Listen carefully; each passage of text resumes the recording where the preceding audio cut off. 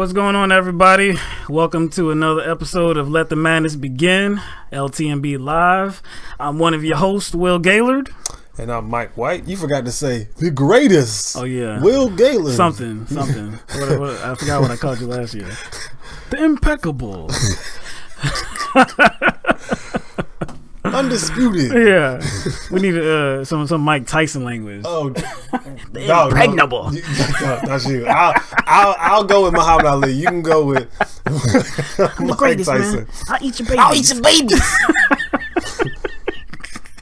No, remember he said, I'll fuck you in the ass. remember that joint? I was like, God, dog. Yo, I was like, my God. that is, I was real like, you know, blatant. that's scarier than any other thing he ever said. I was like, whoa. And knowing his mic is like, ooh. He will probably do it. All right, what's up, everybody? Hope everybody's doing well. Thank you for joining us on this evening. What's up, Marsha? These are D's, Grandma Christine, Moose Gal. What's up, everybody? Let's bring Facebook in. Bring the book in. Bring Zuckerbook up in here. What's going on, Facebook? Welcome to LTMB Live. Let the Madness Begin. Another episode. This is Thursday. Already Thursday, and man. we have a lot to cover. Man, we got a lot to cover. We got a lot to cover because it's about to be the weekend. Yeah, man. So we better have a big gap. So we gotta fit a bunch of things in. We gotta fit a bunch of topics in the day. You know what I'm saying? True that. What's up, Jen on Facebook? Jemina. Yeah. What's up? Thank you for joining us. Is everything going well with the technical aspect? You can hear us, you can see us fine. Let's just get that out the way. Usually it's good. We haven't had any problems in a while. lately, but they just creep up sometimes. Every once in a while, we want to make sure. What's going on, Aaron on Facebook? Let's see. Moose Gal, what did they vote on? Yeah, we're gonna talk about that. We're gonna talk about Congress. Yeah, we're gonna talk about them. Let's see. Jen says everything's good. All right. Mary says everything's good. Glad you're here, Mary. All right, so we're gonna start off with something light. So yesterday, President Donald Trump, he had a joint press conference on Wednesday with the Norwegian Prime Minister. Her name is Erna Solberg. And during this press conference, he made some announcements. He announced that Norway was going to be purchasing some aircrafts from us, some fighter jets from us. Now, what Donald Trump actually said, though, was that Norway was going to be purchasing some F-52s and some F-35s. Now, there was a slight problem with that. There was a slight problem with what he had actually said, though. Turns out that there is no such thing as an F-52. I guess as it relates to our military, at least. We have no F-52s. Actually, the only notable F-52 that I think anybody knows about, you can find in the very popular video game Call of Duty. We don't have any F-52s. Maybe he was just getting some things mixed up. Because you know they say he likes to watch TV, eat fast food, golf. Maybe he was just getting his realities mixed up. Possibly. Another possible thing that could have happened was I believe he was actually supposed to be announcing that Norway had purchased 52 F-35 fighter jets. Okay, I can see how he could fumble that. Yeah, I can see how he could fumble that. It's still very embarrassing, though. You're at a joint press conference with the prime minister of another country. See, if it was me, I'd have got out of it. I'd have said, "Oh man, I'm sorry." What would you have done? I've been like, man, I'm thinking in the future. I'm thinking in the future. F-52s will make its way into the military at some point. It's in the plans now. It's in the plans, and I was just thinking ahead. You see, he could have got out of it. And I could say something like, "Oh damn, I wasn't supposed to say that." That's the secret program. Under wraps. Under wraps. I wasn't supposed to release that information. Yeah, my bad. Scratch that. I didn't say that. And you see, Twitter had a field day with this, as they so often do, and some of the responses I saw, one of them was saying that you know, the F-52 is so secret of an aircraft that the military doesn't even know about it.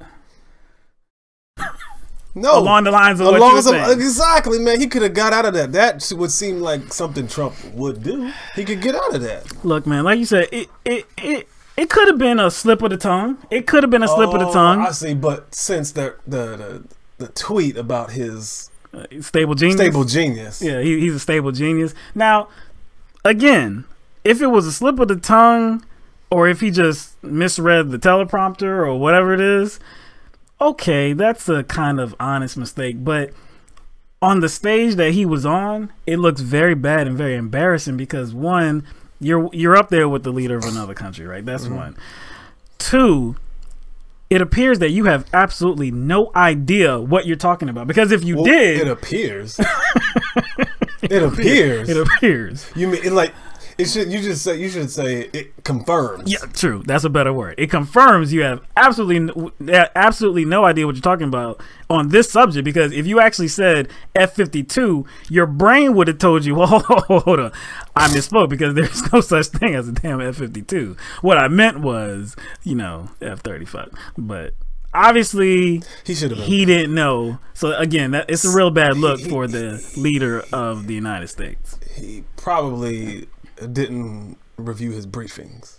That's probably what happened. He didn't review his briefings. So he just came to the press conference. Yeah. I was like, well, I think he could probably got my teleprompter. I got a teleprompter, or I could freestyle, and you know, a mistake like that would be caught by somebody who had knowledge of what is available for the military to purchase or buy. Yeah. I mean, purchase or sell. Again, it's not something that's too serious, you know.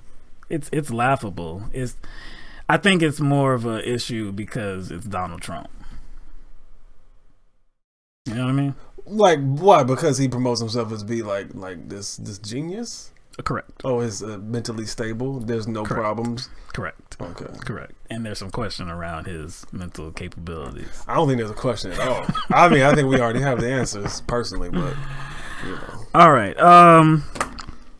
In California, there have been some mudslides going on, some very devastating mudslides as a result of some heavy rainfall recently. Now, as anybody knows, anybody that's paying attention, California has just come off record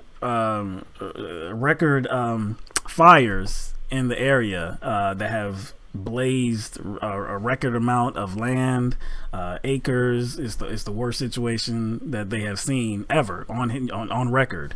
So this is just, you know, this is coming right after that. Because of these mudslides, at least 17 people have died, and this is in Southern California, Santa Barbara County. At least 17 people died. I believe last count that I saw, 28 people are injured. 8 people are missing. There are many people that are trapped. Yeah, they're expecting to see that number rise over the course of the next few days. Right. Also, in terms of damage, we're talking about, I believe I saw 65 homes have been destroyed. I believe 8 commercial buildings have been destroyed.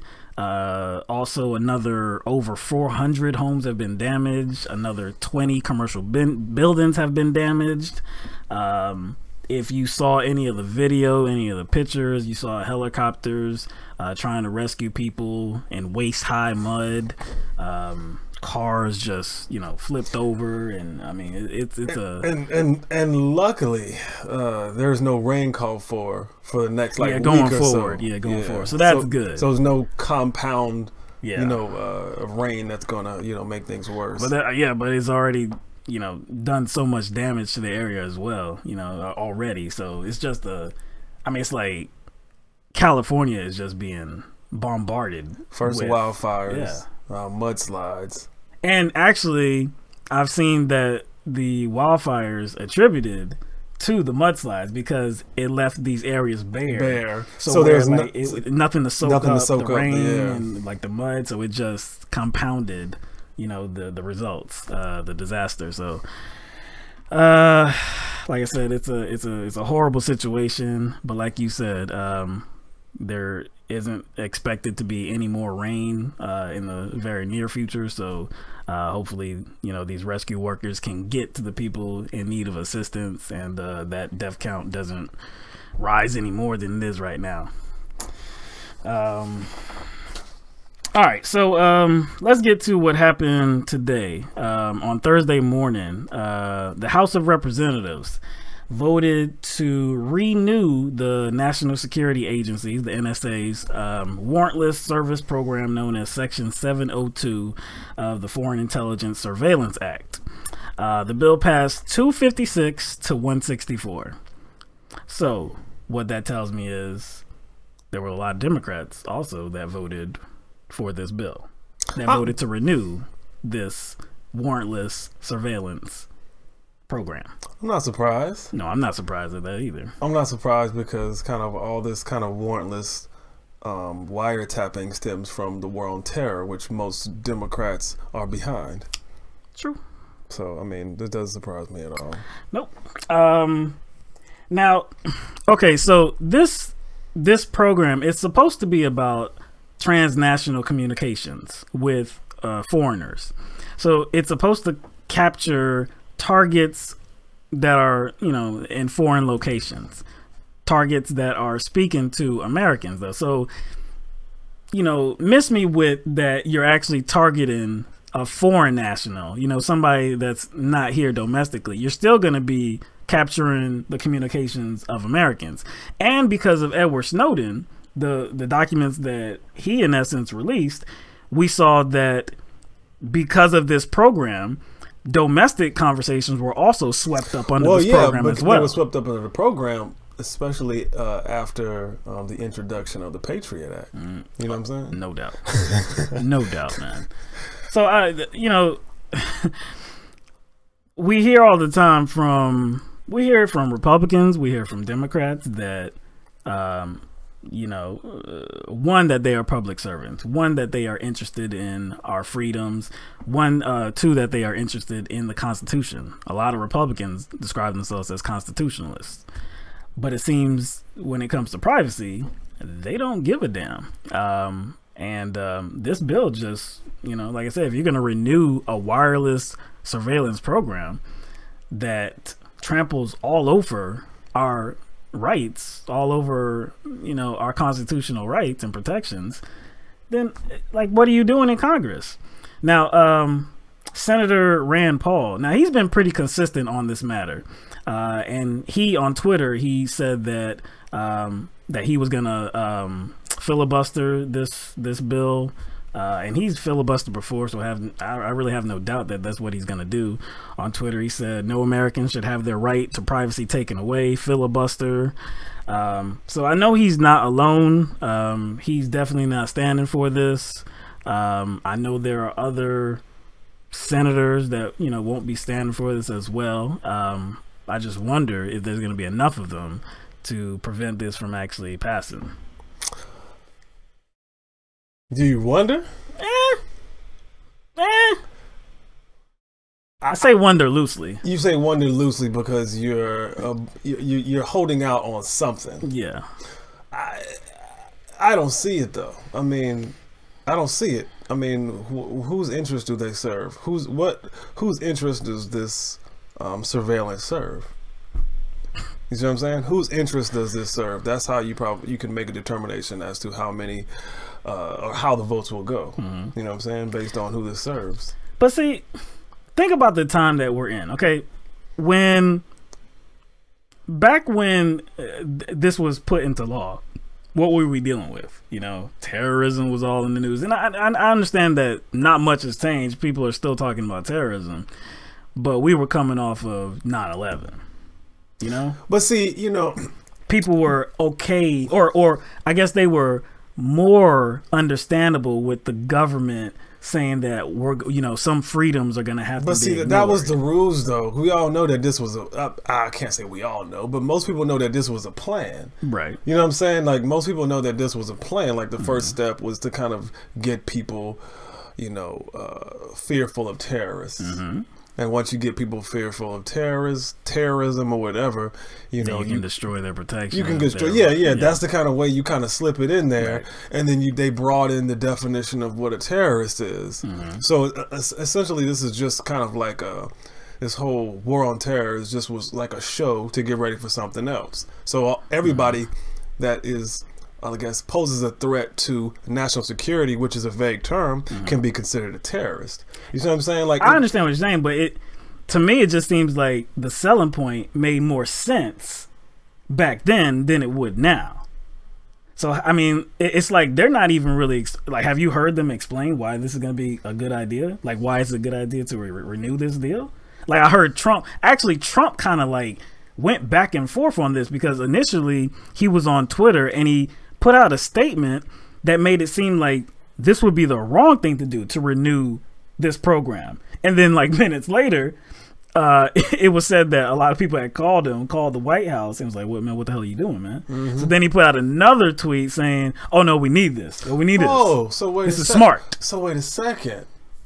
So what you just pointed out was that Trump is okay with kind of maintaining this kind of,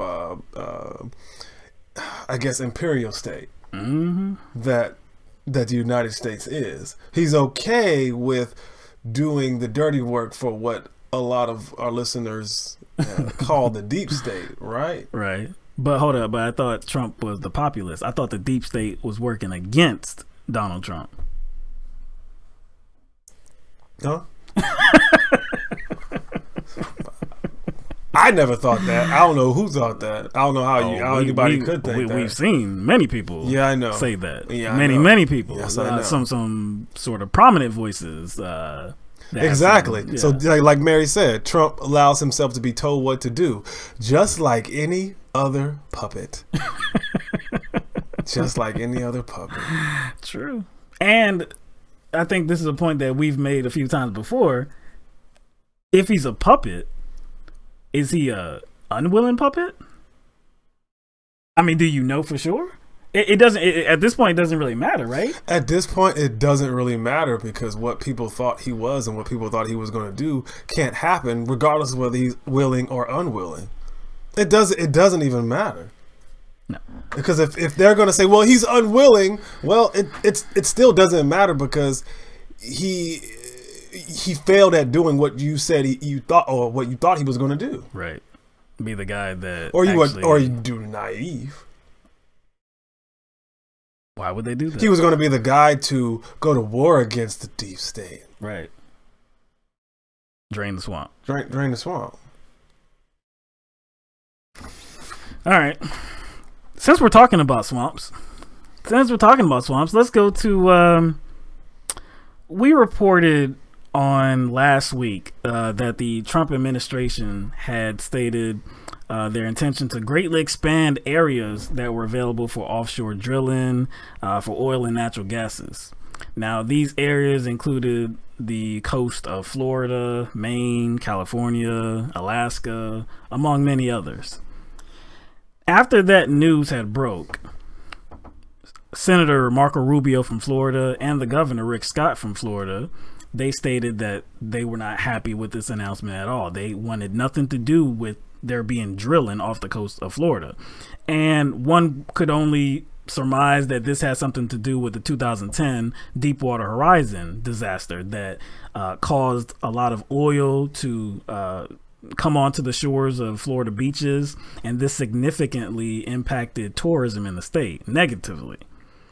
So, like I said, they have a financial interest in seeing that is avoided this time around. Like, I mean, they don't want oil being drilled for off their shores, because it opens up the potential for another disaster, and another disaster most likely would mean the tourism industry and those loss of revenue, and those who base their livelihood off of tourism. And not, actually, it's not just tourism either. No. You know what I'm saying? There's a heavy economy along the coast. So we're talking about real estate, because when stuff like that happens, you're talking about real estate being damaged as well as tourism. I mean, it affects money. I mean, it affects revenue. So, like I said, Senator Marco Rubio understood this. So did the governor, Rick Scott. Or at least they seem to understand this, and they didn't want Florida to be included in this list that's going to be, the potential for offshore drilling. So Rick Scott wanted to speak with the Interior Secretary, Ryan Zinke. And Ryan Zinke said that, well, I like to talk to him. We'll talk. We'll get together. We'll see what's up. So on Tuesday, I believe it was Tuesday. Was it Tuesday? Mm-hmm. Yes, on Tuesday, Interior Secretary Ryan Zinke actually came down to Florida in person to meet with Governor Rick Scott. And guess what happened? Let me guess. Florida got a special waiver. That's exactly what Florida got a special waiver, so there would be no drilling off of their coast. They were plucked off the list and said that no more. They're not at risk anymore. Is that what they really said? Or they're not at risk? Or? Well, this is what... so Ryan Zinke put out a statement on Twitter. Now, before that, I believe... he announced that, well, actually on this Twitter statement, he said that at the recommendation of Governor Rick Scott, who he called a straightforward leader that can be trusted, that they were going to remove the state from consideration of offshore drilling. Now, part of the statement that Zinke released read as this. He said, President Trump has directed me to rebuild our offshore oil and gas program in a manner that supports our national energy policy and also takes into consideration the local and state voice. I support the governor's position that Florida is unique and its coasts are heavily reliant on tourism as an economic driver. Wait a second. So he's taking in consideration the local and state voices? Well, the governors... That's exactly what he said. Well, the governors from the other coastal states... have rejected offshore drilling as well, but they have not been given the same courtesy. And last time I checked, California, isn't their coast heavily reliant upon tourism? So actually most coastal states are. It doesn't matter if it's South Carolina, North Carolina, New York, Virginia. And after this news had broke that Florida gets some special waiver and they get to be plucked off the list, they're not in jeopardy anymore. States like California, New York, Virginia, these states, representatives from these states were like, hold on. How come we're not getting a special waiver? We want nothing to do with this offshore drilling as well. It's going to negatively impact us if something goes wrong. So could we get a special waiver like you called it? No word. It doesn't seem like the Trump administration is receptive to that idea. Now that I think about it, who owns property in Florida on the coast? Does somebody own property? Somebody? Are you talking about our fearless leader? Doesn't he own property? Doesn't he own like some sort of like resort of some type? I think that's correct. That's in Florida, right? That's in Florida. On the coast, right? I think so. I haven't been there, but I believe so, yeah. Oh, that's interesting too. So he's doing himself a little favor, is what you're saying. So it's not just Scott. No. And see, and that's where I think this conversation should go next. It might be that he's doing himself a favor by protecting his own interests, but it seems like he's probably doing Governor Rick Scott a favor as well, because Governor Rick Scott is in his second term. It's over after this year. He can't run for governor anymore. So it is expected that he is actually going to be running for Senate this coming election. So that would pit him against a Democratic senator whose name is Bill Nelson. I think he's been in office since 2001. And in some preliminary polls pitting the two together, Rick Scott is up, I believe, in double digits right now. So yeah, it doesn't mean a whole lot right now in January, but if Rick Scott actually does go ahead and run for Senate, this could be, I mean, this could buoy his chances, wouldn't it? Because maybe he looks like a good guy, right? Doesn't he look like a good guy? Hey, Florida, state of Florida, I did something for the whole state. We're not at risk anymore. But if you're talking about this whole drilling off the coast thing and the danger it poses to a state's coastline, I mean, think about what they're saying though. I know, man. Like they're essentially saying that they're admitting that there's a danger. That there's drilling for fossil fuels poses a danger to the environment. They're admitting that. Yeah. And the economy. They're admitting that there is a significant danger. So significant that we must pluck Florida off the list. But if you pluck Florida off the list, again, why aren't you plucking the others Matter of off fact, as well? Not just plucking the others off of the list in regards to coastal drilling. What about the issues that people raise with pipelines? Yes, I know. So I'm saying you can't disconnect the two. See, and in that statement that Ryan Zinke put out on Twitter, he said, what did he say? He said that because of the national energy policy, they're going to be taking into consideration local and state voices. Local and state. So local and state voices. Would that include, let's say, Dakota Access Pipeline water protectors and protesters? Or aren't those voices? I mean, they were putting their lives on the line attempting to protect their livelihood, right? But they were considered a public nuisance. No. Wrong voices. My bad. Wrong voices. Because remember, the residents of Bismarck, those voices got heard. So it's the wrong voices. Wrong voices. So people of less means and less power. You talking about disenfranchised people? Yeah, they make the same claims and it falls under deaf ears. Falls on deaf ears. Okay. Obviously.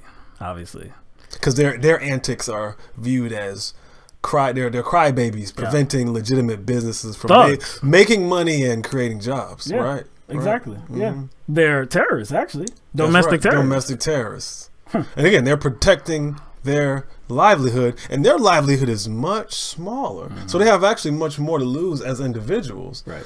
But see, you have a lot of wealthy people who own property on the coast. You have a lot of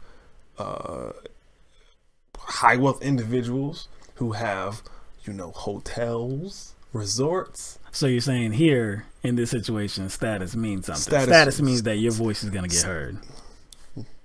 I'm saying that? It sounds like that's exactly what you're saying. Yeah. The level of your influence matters here. What kind of country do you think we live in? The country where the swamp is fully intact, man. That's the kind of country, man. Drain the swamp? For real? Drain the swamp. Isn't that kind of ironic considering we're talking about Florida? All right. Moving on. All right, Facebook. Thank you for being here with us. We're going to continue the rest of this show on YouTube. We have the link in the description. So if you just click that link, you'll be taken to the rest of the show. We have a lot more to discuss. We're going to be talking about Carrier, the corporation in Indiana, cutting jobs, Walmart, trying to do good things for its employees. Maybe. What else? Trump talking about libel laws. DACA. Yeah, DACA. A Fox and Friends panel talking about a new cover of the New Yorker. Dog, they are so butthurt. Yeah, and a state representative in Kansas making some wow claims. Some wow claims. Okay. Wild and wow. Okay. So anyway, we're gonna do that all on the on YouTube. So please join us, and we'll see you over there. Okay. All right. All right. So let's move on. Let's move on to Carrier. So I remember back 2016. Right after President Donald Trump, then he was President-elect Donald Trump, but soon after he won the election, it was described as a win he had in Indiana because he was saving jobs from going to Mexico. Mm-hmm. Yeah. And the corporation was Carrier. And he was saying, like, basically, he got elected, and then he convinced just his Twitter, just his Twitter rant convinced this company to stay. Because he's tough. He's tough. Because companies aren't gonna just leave. He talked to the CEOs. Yeah, you know what I'm saying? They're gonna stay here. It was, like I say, he described it as a win. So did some media outlets. A win. Now we pushed back on that because the win came with, I mean, it was a threat. It was a threat to America. It was a threat to the community in Indiana, saying that we're leaving. We're going to take these jobs. Now Trump, he's, saved them. It was it was like about 1,000 jobs, a little bit less actually. No, actually, it was significantly less than 1,000. Let me not even, gloss over that. But then a lot of people failed to mention, including some in the media, including Trump, including Pence, who chimed in on it because that was his state. That was his state. That they were laying off jobs in another state. Mm-hmm. You know what I'm saying? Yeah. Mm-hmm. So basically, they were breaking even. Yeah. And what did Carrier get because of this?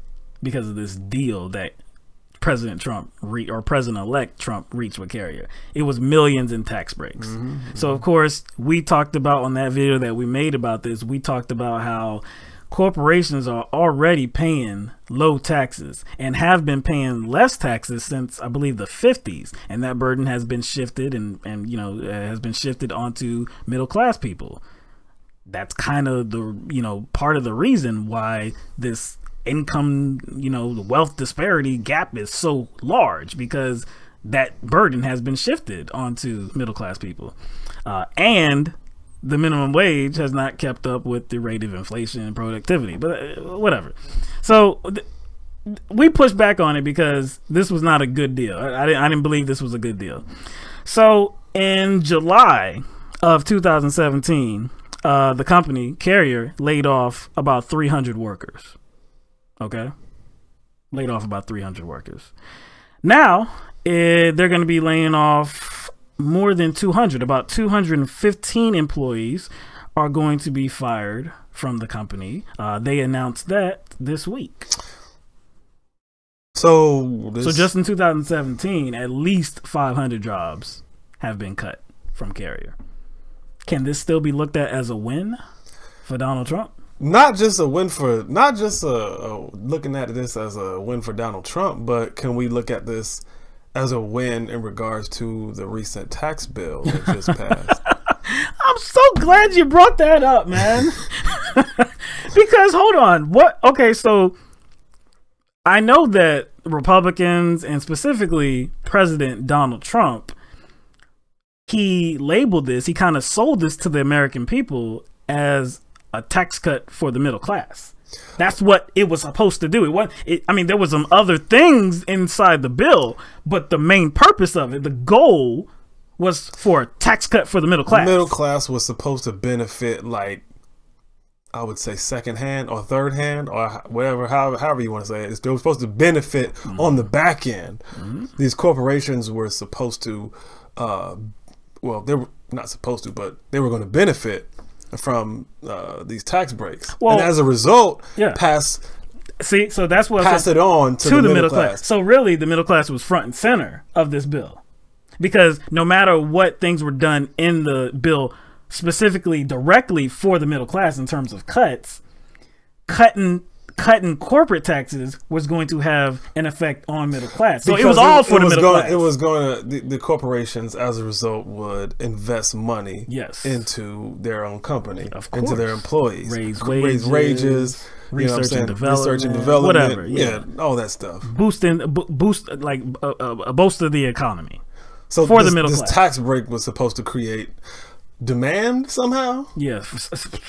So I'm saying, so how does a tax break create demand? I don't know. You see what I'm saying? So you can't create jobs without creating demand. So, well, like I said, they were going to give more money to the middle class. But if that is true, like I said, I'm so glad you brought this up.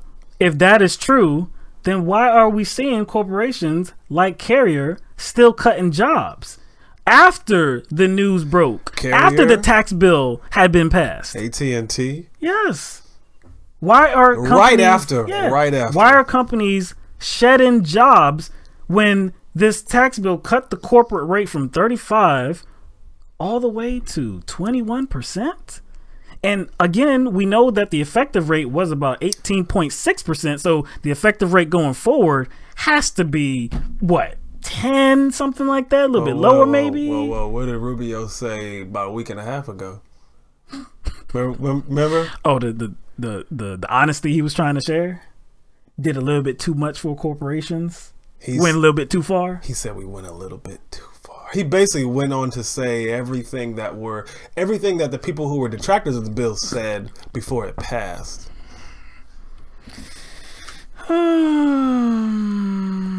Doesn't look like this tax bill is having the result.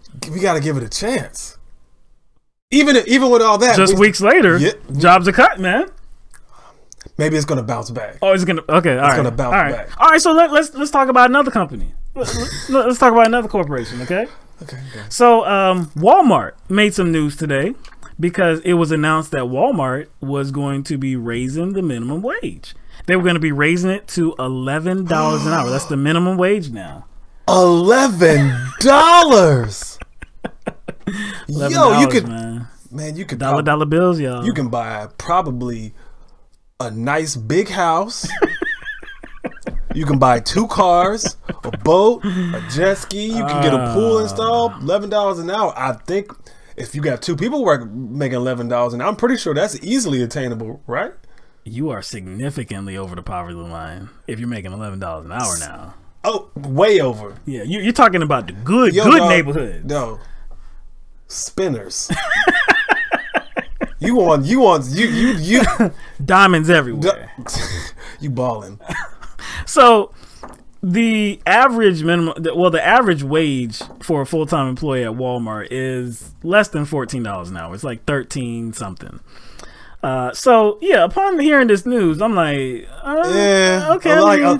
First of all, like 15 doesn't catch up with inflation or cost of living. You'd have to go above 20. So yeah, so it's like $11.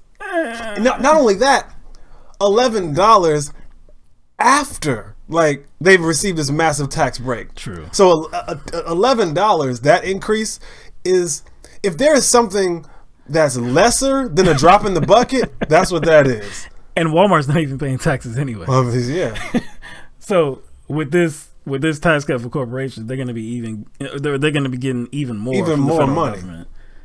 But like you said, this is less than a drop in the bucket. This is less than a drop in the bucket. So yeah, so upon hearing this news, this is not much. I mean, I'm like, it's a raise, huh? Okay, yeah.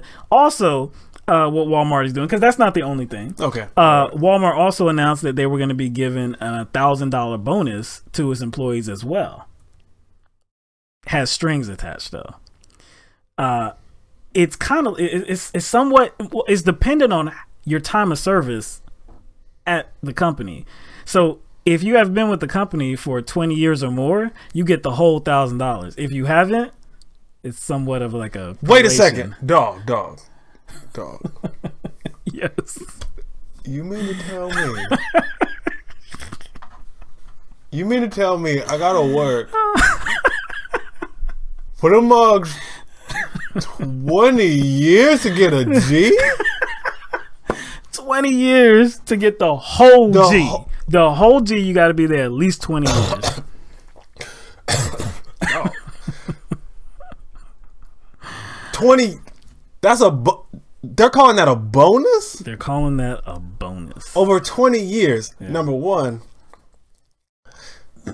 how many people work at Walmart for 20 years? Years. Also, the people that do are probably in higher positions. And that's number 2. Number 3, not making $11 an hour. In 20 years, that $1,000 ain't gonna mean jack. After a month, it's probably not gonna mean jack. But I'm saying, when I'm talking about like inflation and cost of living, no doubt, 20 years later, yeah, if it's incremental, like you're getting the bonus every year or something, No word on that. No word on that. But No. if that's the case, it's going to mean less and less as the years go by. Hey, I'm just reporting the news at this point. I'm just reporting the news at this point. $1,000 for 20-year plus employees. If you're not at that point, then it's like a proration. You're gonna get a piece of that. Only gonna get a piece of it. So also, now this seems like some significant news. Now also they upgraded the maternity leave program. So they increased it to where full-time employees get 10 weeks of maternity leave. They also get 6 weeks of parental leave. So that's pretty good. I mean, that's doing something. I mean, I can't like poo-poo that, you know. I mean, that's good because people do need parental leave and maternity leave. So I applaud that effort. I mean, yeah, no doubt. Uh-oh. It's always a catch. Well, look, when I first saw this news, because I knew we were going to be talking about Carrier, and I knew we were going to be talking about the tax bill and how it relates to what companies are doing because of it. Are they cutting jobs, or what are they going to be doing for the employees? So to see that Walmart is, you know, whatever we think about what they're doing, that they're actually trying to do things for the employees. Add benefits. Take an active role in ensuring that the lives of their employees is a little easier. Yeah. So I was like, we'll report on that. Yeah. Seems like it was just minutes later, not too long later, that there were announcements that Walmart was closing at least 63 Sam's Clubs across the country. Abruptly. Now, without notice, a lot of these workers did not even know that the store was closing. They got to work this morning. Locks on the doors. Police there. Go home. The store is closed. So they had no forewarning, so they could try to make plans. You know some of them did. I saw that there were some emails that went out beforehand. Not for all of them. Not for all. You know why that is, though. You know why that is, because they don't want to be leaked. Yeah. They don't want to be. Not only that, if employees know that the store that they work in is going to be closing in a month or so, you know good and well there's probably going to be some like purposefully sloppy work. Like, man, we about to close. Yeah, exactly. I'm like, you about to take my income? You about to take my income? And I'm like, man, I'm about to not care. You know what I'm saying? We're going to be open for a month. I'm about to not care. Yeah, man.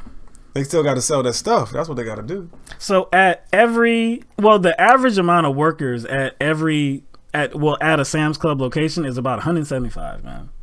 That's the average amount of workers, right? So if you take that and you multiply 63 stores, we're talking about over 10,000 employees. And you're talking about, let's see, releasing a lot of that overhead. Oh, yeah. Releasing a lot of that overhead and cost of running the business, which probably adds up to all those benefits that they're going to be giving away. So they're covering that. So they're on the surface, it looks like they're doing something good, but other people have to suffer. Yes. For them to get that done. That's right. Now, in response to Walmart doing these good things for their employees, the minimum wage increase, the maternity leave, parental leave, the bonus that they're giving their employees. In response to that, the White House praised Walmart's efforts. And even Ivanka Trump, the daughter of President Donald Trump, she put out a tweet on she put out a statement on Twitter saying, yeah, I mean, like praising the tax bill because like this is what happens when you cut taxes for corporations. It trickles down to, you know, the people that need it, the middle class. I haven't heard a response since the news broke that Sam's Clubs have been closing. Oh, what you're saying? I haven't heard anything from the White House. So what you're saying is the White House, Donald Trump, or Ivanka Trump, whoever, is not taking credit for this. They'll take credit for supposed, you know, job increases or wage increases, however small they are, but not going to take credit for jobs going away. Thousands of jobs going away. Thousands of workers. whatever, man. You just jealous that you ain't getting $50 extra a year, dog, and bonuses. $50 a year, dog. You can't beat that. You can't. $50 a year, dog. That's like $4 a month. $4 a month extra on your paycheck. Imagine what you can do with that. Yo, dog, you can't even pay for Netflix with that. No, you can't. You can't. Not now. No, that's like, depending on what kind of car you have. Even if you have like the most crappiest car that only needs 87 gas. Yeah. 87 great gas. May not fill it up once. No. You may be able to get a gallon and a half of gas. That's $4. Oh, you talking about per check? Per check, yeah. Yeah, I'm just saying in general. I'm talking about per month. $4. Per month, if that's what you're getting, that's what it averages out to. Yeah. $4 a month about. $4 a month. Imagine what you can do for that. Oh, like you well, Paul Ryan would say you can save for your future. Put it in a jar, right? Put it in a jar. Yeah. Invest that money. Dog. Yo, like that's laughable. Like to use the word invest and $4 in the same sentence. That's a damn shame, man. It's a damn shame, man. But this is what we're living with, man. All right. So let's go to DACA, okay? So we've talked about DACA a number of times in the past few months, and DACA is the Deferred Action for Childhood Arrivals. It was a program that was put in place under the Obama administration to protect some 800,000 individuals that came here from other countries, but do not have citizenship, of course, because they weren't born here, but they came here as children. Now that they are, grown or growing up, these people are in school, they have jobs, they own companies. They've invested in the country, is what you're saying. Invested in the country, and they are subjected to deportation, essentially. Yeah, well, they're not subjected to deportation because of DACA. But I was saying, like, the kind of restrictions on them. Oh, you mean like they can't be a criminal. Oh yeah, basically they have to follow a set of guidelines to keep their status. Oh yes, definitely. Yeah. Okay. They have to renew. They have to renew their status. Yeah. So and there's been studies done, and I believe over 90% of these people are gainfully employed or are in school. And then we've talked about this too. The rate of crime is lower amongst those who benefit from the DACA program, of course, compared to us. Yeah, of course, because compared to regular American citizens, dog. Of course, because you can't be a criminal if you have this protection. But anyway, so we've talked a lot about this because some months ago, President Trump ended this protection for these individuals, throwing them in limbo. And I guess scaring them into believing that they may be possibly deported. Mm-hmm. Now, when President Trump ended the protection, he set out a little grace period of, I believe, 6 months, and that 6 months is fastly approaching. It's set to end on March 5th. So Congress has been talking about this, and there's been many things suggested. The one thing I want to get to first is that on Tuesday, there was a federal judge in San Francisco that temporarily blocked the administration from ending DACA.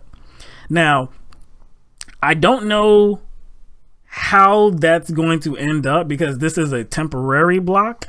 So I don't know what that's going to mean going forward. If you look at the reason for the block in the first place, I think kind of like the word you used in your introduction is because they left these DACA recipients in limbo, right? And I think I guess the judge's perspective is that the administration didn't conduct any research as to like what kind of impact kind of doing away with this program would have, right? And if you think about 6 months, and you think about some of the life decisions these recipients have made, they actually exceed like that time period. Like they made a decision to enroll in school, they made decisions to take out loans, maybe get married, buy property. So again, there wasn't the judge's perspective was there wasn't like enough research done as to weighing the impact You can't just say we're just doing away with the program, and we already know why they want to do away with it. This has definitely have to do with some sort of nativism. Oh, no doubt. So it's like you can't just say we're going to end it. You got to have you have to have some sort of like research backed. Like you have to back the decision by some sort of research. Yeah, and the reason why we can be certain that it is about that nativism is because for most of these individuals, they have known no other country. Like they are Americans because this is the only country that they know. To send them to their country of origin, like when they were babies, they don't know that country. So they have been working for America their entire life. That's the exact type of individual that these Republicans who are so against illegal immigration, that's the exact type of individual that they want. They claim they want. Yeah, that's the type of individual they claim they want. Upstanding, a productive citizen that is helping the economy move forward. That's not getting into trouble. That's what they want in this country. And again, it is a slap in the face if. I'm a DACA recipient and I've invested all this time and money into my education thinking that I'm going to be rewarded for it. They're basically saying the Trump administration is saying that doesn't matter. You invested all this time and money and education. You know what I'm saying? And it's like, that doesn't matter. Right. You know what I'm saying? I think that's another reason why the judge was like, nah, you can't just in the program. Yeah. You gotta have at least some sort, because I think it's like with the applications, like when they apply, it's like a 2-year period or something like that. So you need to at least give them 2 years. Right. You know what I'm saying? Like why would the grace period be less? 6 months. You say why would the grace period be so significantly less than like what the period for like a renewal, like your renewal would last? The judge halted it. That only applies to. It doesn't apply to new applicants. Yeah, like new applicants can't apply. They can't apply this protection. Yeah. Those who kind of are already in the system, but kind of failed to renew, they're going to be given a chance to renew their application. Right. So again, we don't know how that's going to play itself out. Because we know that there's an effort in Congress to do something about this. Excuse me. So there's more than one effort. And we talked about on the last program on Tuesday, we talked about one effort, and it was a bill that was coming up that was going to be, I guess, presented by Goodlatte. This guy named Goodlatte, Representative Goodlatte, who was a Republican. And this is a Republican initiative. His initiative is not working with Democrats or anything like that. It's solely a Republican thing. So on Wednesday, I believe it was finally revealed, and it had things in there that we thought would be in there. One, it had a wall in there. It would authorize $30 billion to build a wall. Also, other security measures along the border, end chain migration, in the diversity visa program, the lottery program. So I don't believe that these are things that Democrats will vote for. At least most Democrats, as they've led on. I mean, this is not something that they could, get down with. Now, there's another effort that is a bipartisan effort, and it has people like Senator Lindsey Graham, Senator Dick Durbin in this bipartisan group. And on Wednesday, they were feeling somewhat confident that they were going to be reaching a deal, like they were going to be reaching some agreement, and it was close. So Dick Durbin on Wednesday, he said, we're close. The president made it clear what's important to him, and we're trying to figure out how to do it in a thoughtful way, and not just include fences and things of that nature, barriers, but to go beyond into technology, which the agency, people working there over and over again, said that that's where we should start. So they kept working, and on Thursday, they came to an agreement. They met with Donald Trump, our president, and Trump shot him down. You know the first thing that came to mind? Yeah. Because there wasn't a wall included. I would think probably not. I guarantee you that's why he shot it down. I guarantee he told him to keep working. I guarantee you, if you keep, I guess, all the elements that they presented to him the exact same, but include a wall, he'd probably be okay with it. Because he wants to appeal to that base. That was probably the biggest campaign promise, that he was going to build a big, beautiful wall along the southern border, and he was going to have a big, beautiful door, right? So without that, and he has said it time and time again recently, that it has to include a wall. It has to have funding for that wall. Well, actually, he said Mexico is going to pay for it. Yeah. But now he's kind of changed that tune, and now is trying to get that incorporated into budget bills. Yeah, even though he needs the money for the wall. Actually, it was a few days ago that the White House said that they actually haven't backed off of Mexico possibly paying for the wall. Which seems like nonsense, because again, if you're so adamant on that and you're so sure that Mexico is going to pay for it, then why would you need the funds from Congress? Come on. Why is this like elementary school, you know? I think you have the answer. You said, why is it like elementary school? Because you're dealing with someone with an elementary mentality. You go to elementary school, you're going to deal with kids. Yeah. So it's kind of like what we're dealing with. Huh? So, yeah. So in response to Trump shutting them down, this bipartisan group, Senator Dick Durbin, the Democrat, said he doesn't know where they're going to go at this point. He doesn't know what to do at this point. He doesn't know what's going to come next, because they reached a bipartisan agreement. They gave it to Trump. Trump said, no, go. Sorry. Can't do. Nope.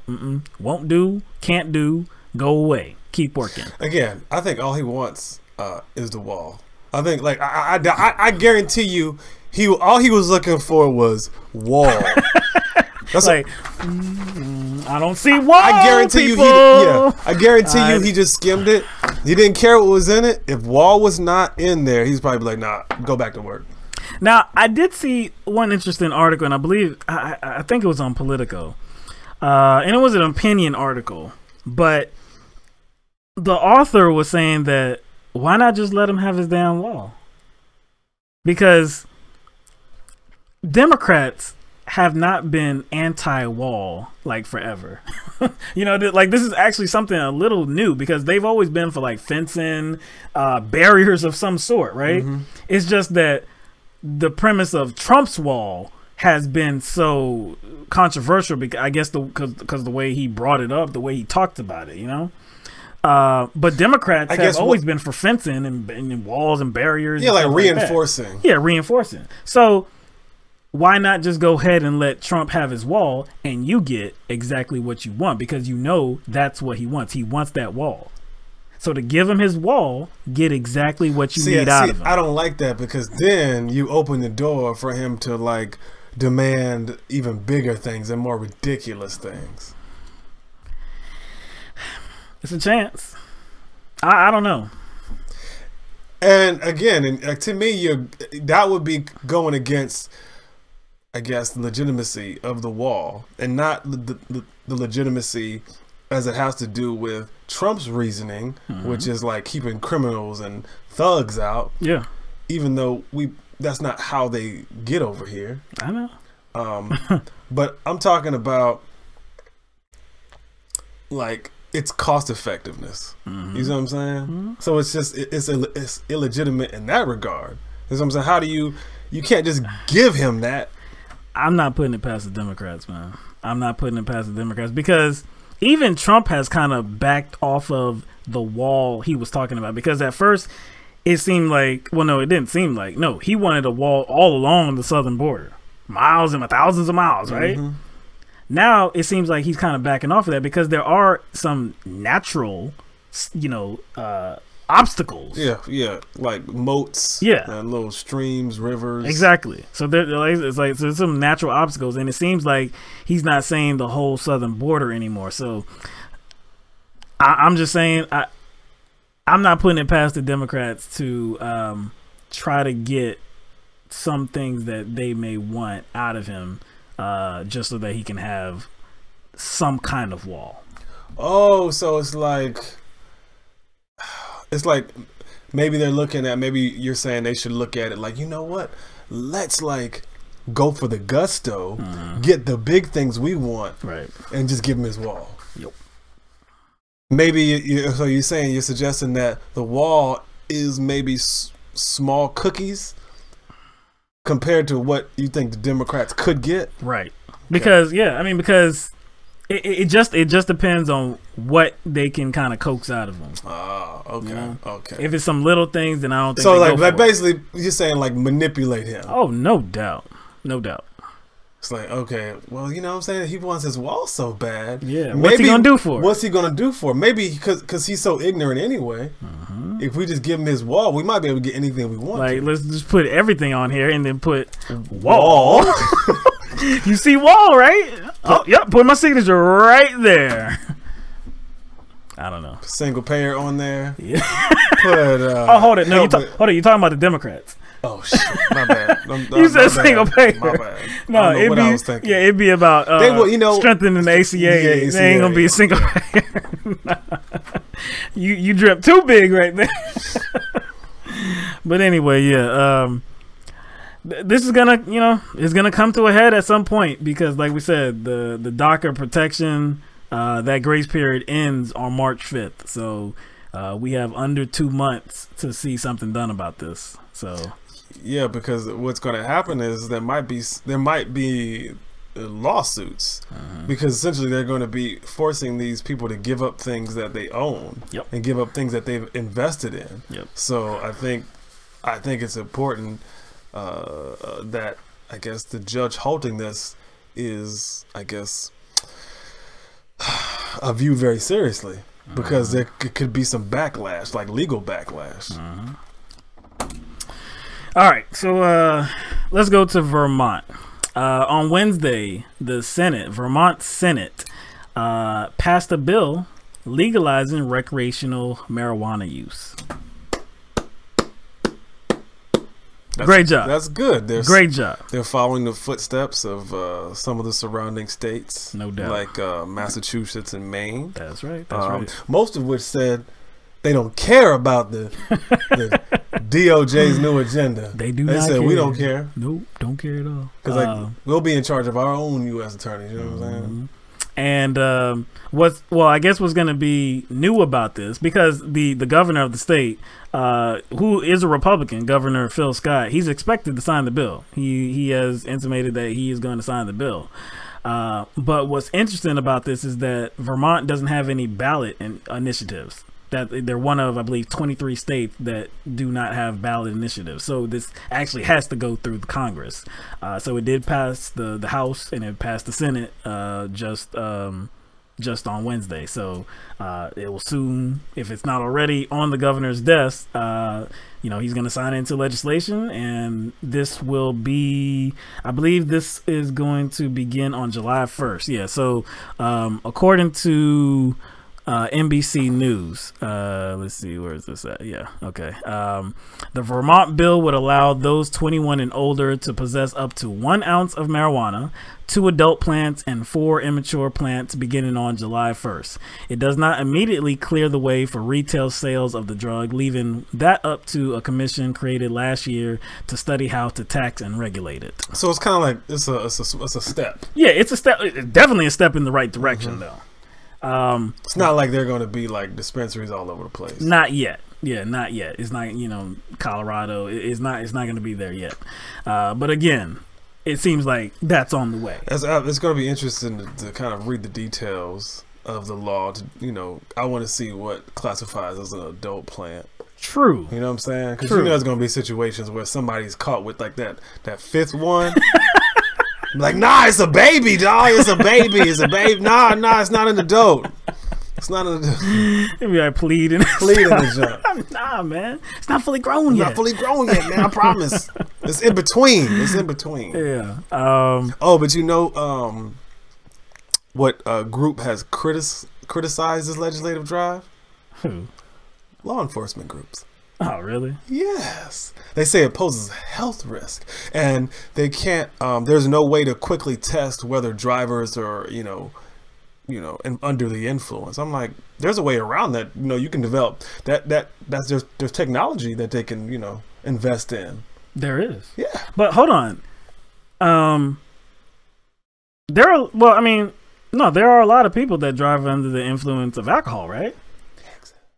You can say no to a breathalyzer. Yep.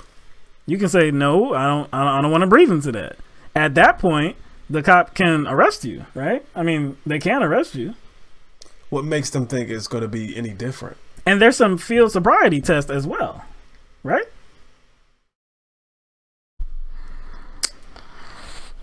Me thinks that's not the reason. Yeah, I don't think so. I don't think so. But like I said, yeah, this is a step in the right direction. And this was an interesting statistic too. 5 of the first states to legalize the drug, that's including Colorado, Washington, Alaska, Oregon, and Nevada. Together, they have accrued more than $485 million in tax revenue because marijuana. And it was, I think that legalized. it was the first. That was just in the first 9 months. Yes, yeah, I didn't put. Yeah, that was only in the first 9 months of 2017. That's crazy. Over $485 million. That's just 5 states. That's just 5. That's just states, 5 man. states. So hopefully, with this commission that was created to study how to tax it, how to regulate it in Vermont, hopefully. And those aren't the most populated states, are they? That's not. But hopefully they work quickly. And like I said, because these will have effects. You will get drug dealers off the streets. They don't want drug dealers off the streets, though.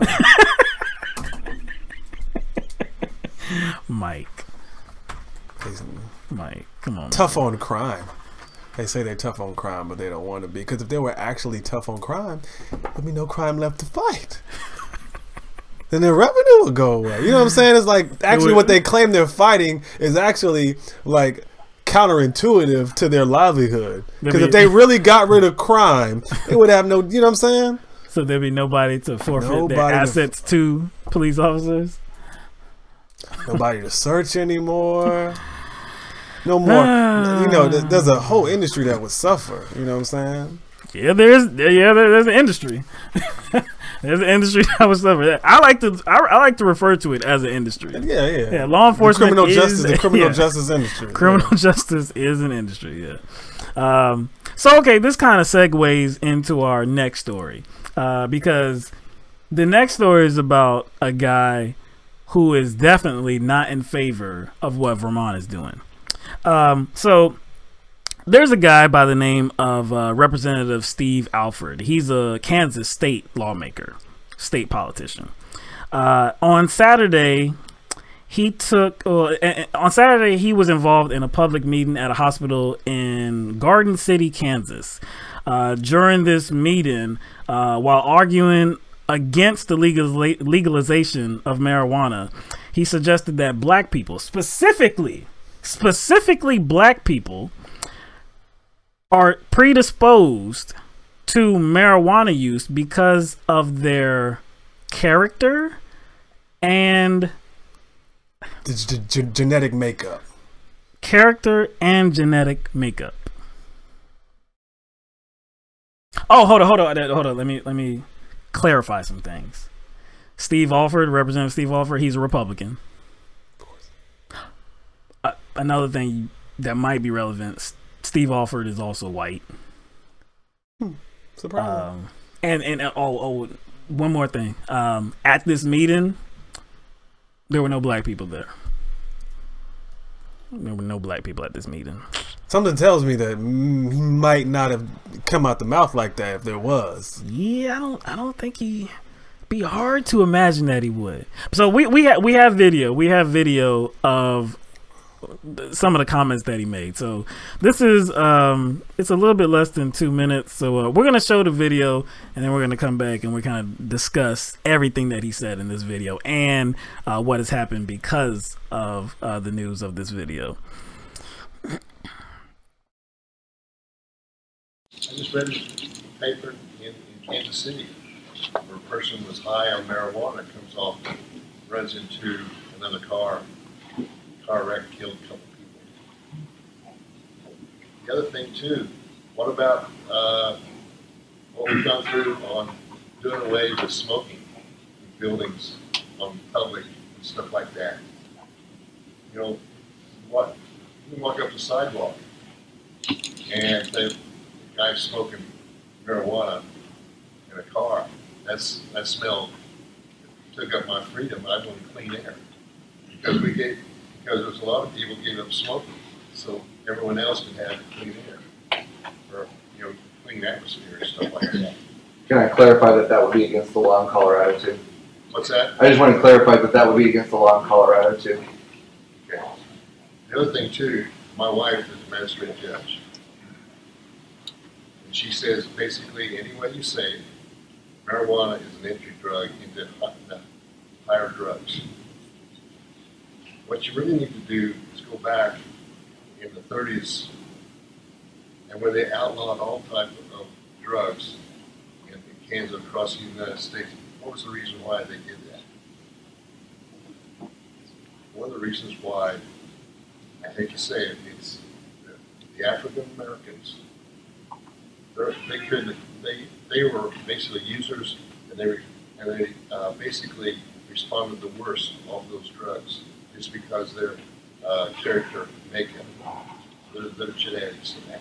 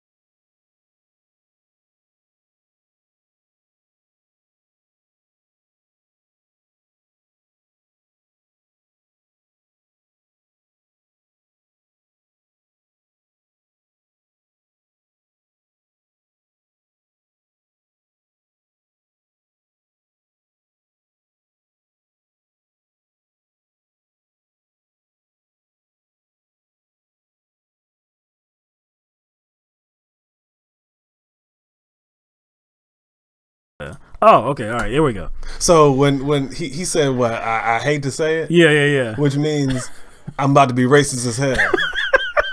and then he said when he started, he was like, "Yo, oh, it sounded like he was like trying to quiet down his voice, like, yo, I don't want this getting out though." So everybody kind of, I know, like I'm like you're don't tell talking, black people like this. you're talking. Why are you kind of going like, oh, I hate to say it, yeah, he's kind of like unsure, like. But I'm like, he knows he's on camera and being recorded. He so has to know that, right? Yes. The camera is right in front of him. Yes. And it's funny because like, well, okay, I would say I will explain why I'm disappointed.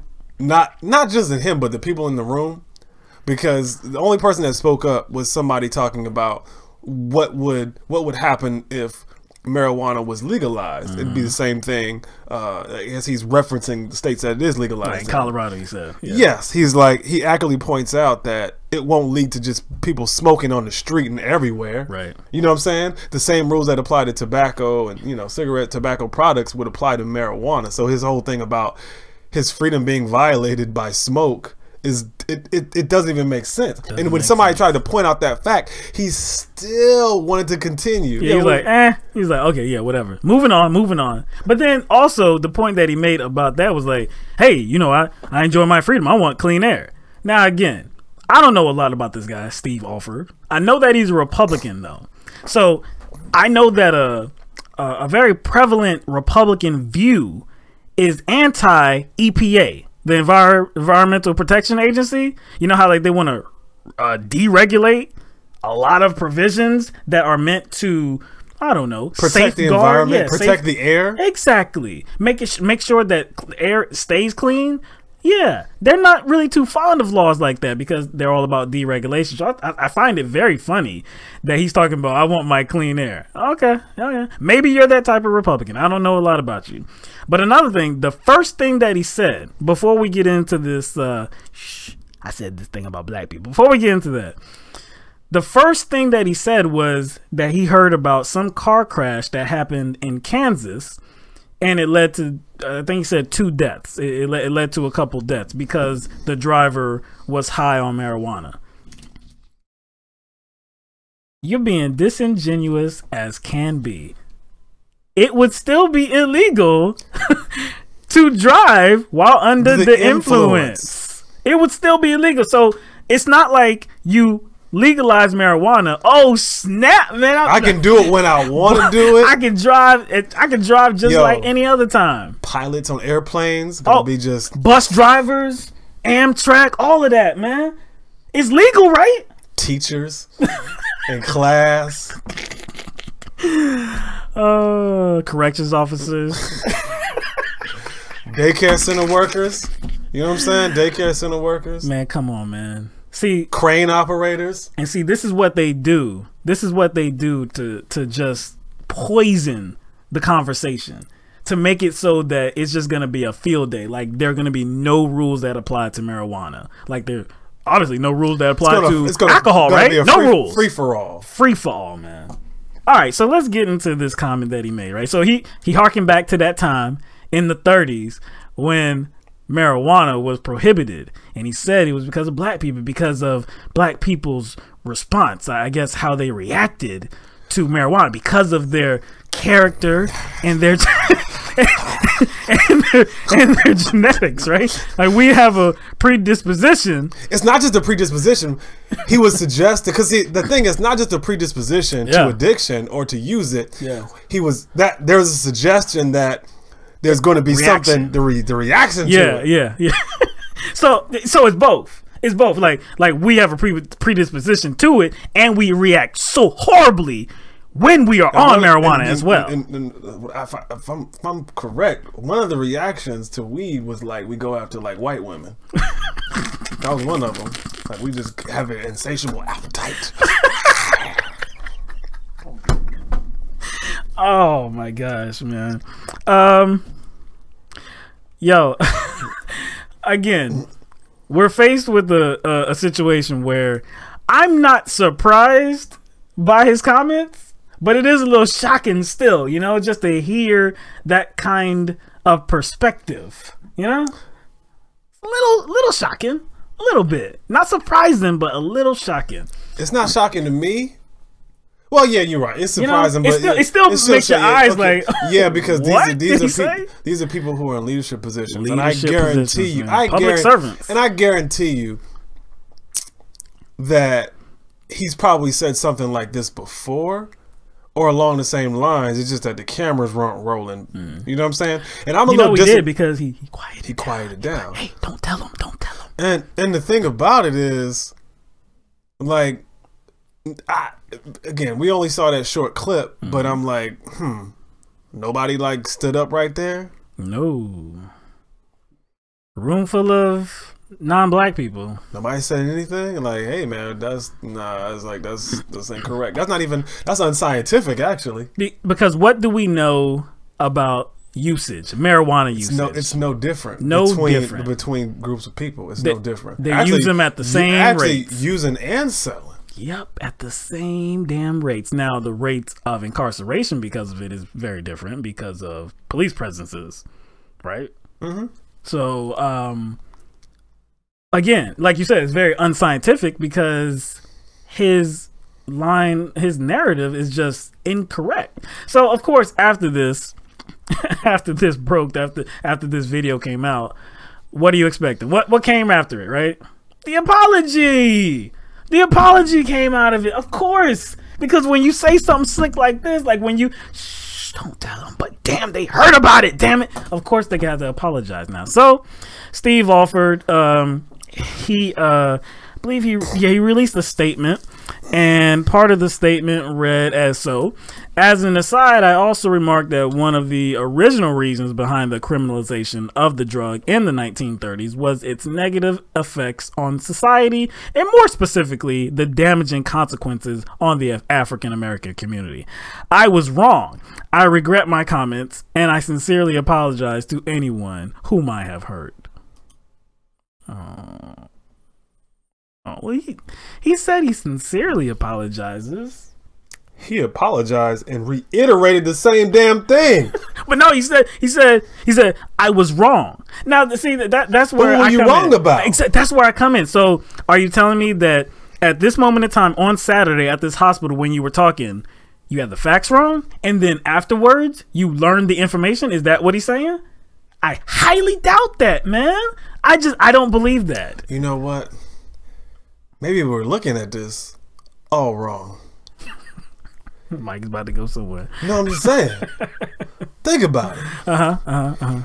He is trying, it seems as if he's trying to look out for us. He doesn't want marijuana affecting us negatively. He sees the power that it has over us, and he's trying to damaging consequences. So he's actually looking out for us, protecting us. Well, so he's an advocate for the black community. I couldn't have said it better. I couldn't have said it better. Damn. I know. All this time. This whole we didn't time. even know. I know. This whole time we've been kind of eviscerating this Joker and criticizing him for saying something. You know, there's another part of the story too. Because of these comments, he resigned his position on two, because he was in a leadership role on two committees. He was on the House Committee on Children and Seniors and the legislature's Child Welfare System Task Force. And he resigned from those committees. Now he's still keeping his seat in Congress in the state legislature, but he resigned. He resigned his leadership role. He resigned? What have we done?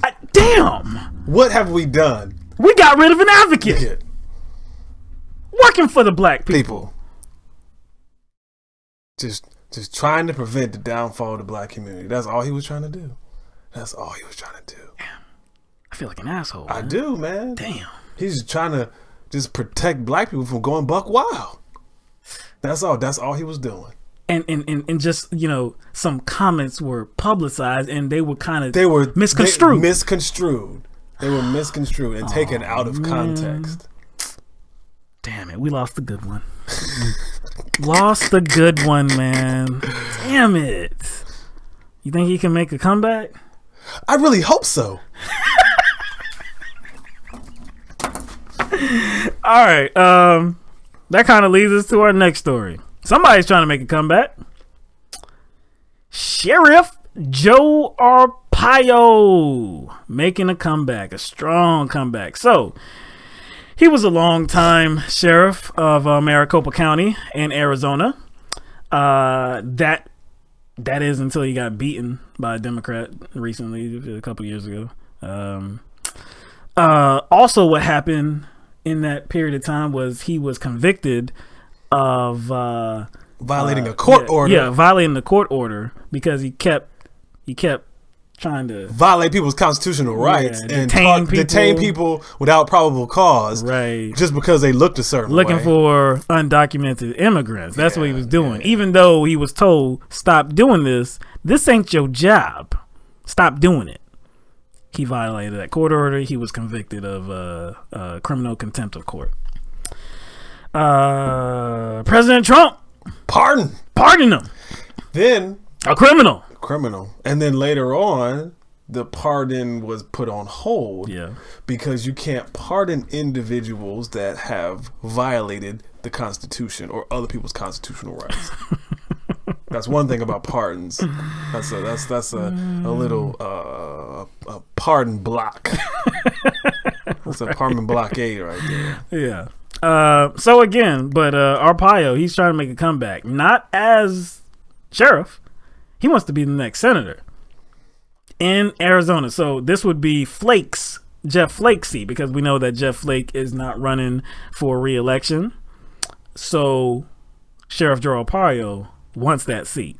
So he announced that he was running for the Senate. Now, recently, he was on CNN speaking with Chris Cuomo, and they got into it a little bit. So we want to show you a little bit of that video, and then we're going to come back and discuss it. I said discussed it.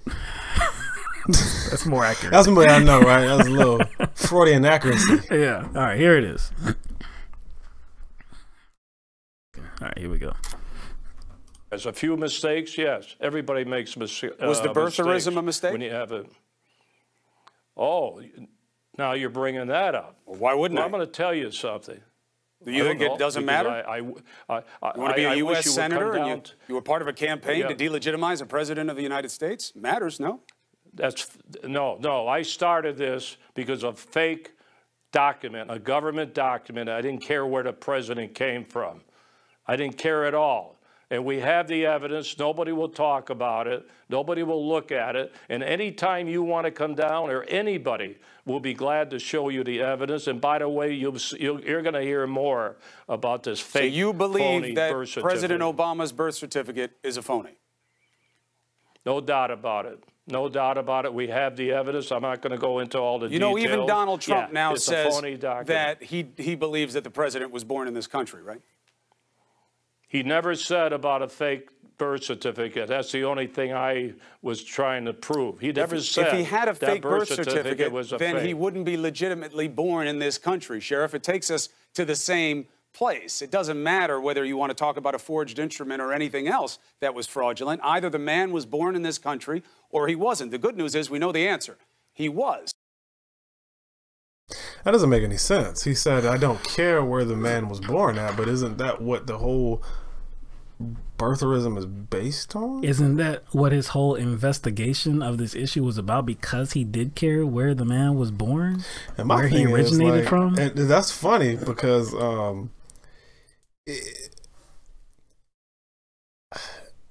if he actually said he is going to like kind of reintroduce this topic. Yes, he did. And I'm like, he said you're going to be hearing more about this. But why? Like, Obama's not here anymore. No. Obama's not here anymore. Obama served his 8 years as president of the United States. He's gone. He's gone. It's been a year. It's been almost a year that he's been gone. What I mean, what does he want to happen? Does he want like somehow through an act of Congress to get Barack Obama's presidency vacated? So like, kind of like, you know, like the NCAA does, like to like the Trojans when they approved Reggie Bush, like take his Heisman, taken away.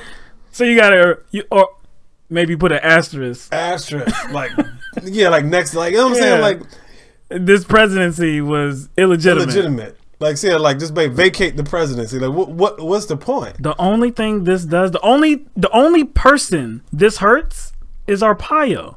You can't hurt Barack Obama. He's not in office anymore. So this dude can't even get out of his own way. He wants to he wants to relitigate this whole situation again. It was a fake document. I didn't care where it came from. You know, it's a fake document. We got the proof. You want to come by? I'll show it to you. He said, you're going to hear more about it. No doubt it's phony. See, and this is where I've always been, okay? First of all, Barack Obama shouldn't even have shown the damn birth certificate. That's where I was at right from the jump. Because he entertained it. He entertained it. Shouldn't even shown it to begin with. That's one. Two. He sounded stupid.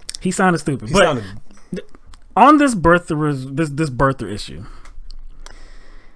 his mother, Barack Obama's mother, correct me if I'm wrong, was she American? That's all that matters. She was American, right? That's all that matters. So it doesn't matter where she was born. It doesn't matter where he was born. Well, it doesn't matter where he was born. I have friends that were born outside the country. Mm-hmm. I have friends that were born outside the country. So it like, if you want to say that he was born in Kenya, if you want to say he was born in Indonesia, wherever. Oh, it doesn't matter if he was born China, on Mars. That doesn't freaking matter. He could have been born on the moon. Doesn't matter. She was an American. She was an American. So there's no need. So her to even children are American. It doesn't matter if this document is fake or not. Fake. It doesn't matter. So why is there such a need to look at this document and analyze if it's fake or not? It doesn't matter if it's fake. He's an American because his mother was American. Exactly. If there was no record of the birth, the fact that his mother was American is all that needs to be, said and put out there. I've heard now to combat this, I've heard not many times, but I've heard a few times where it's like, his mother could have given up her American citizenship. Could have, but is there any record of it?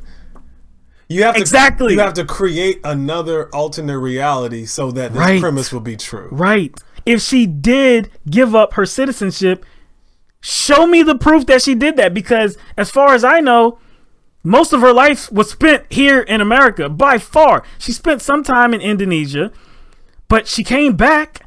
She died here. She went to school here. She raised Barack Obama here. This joker wants to be a senator.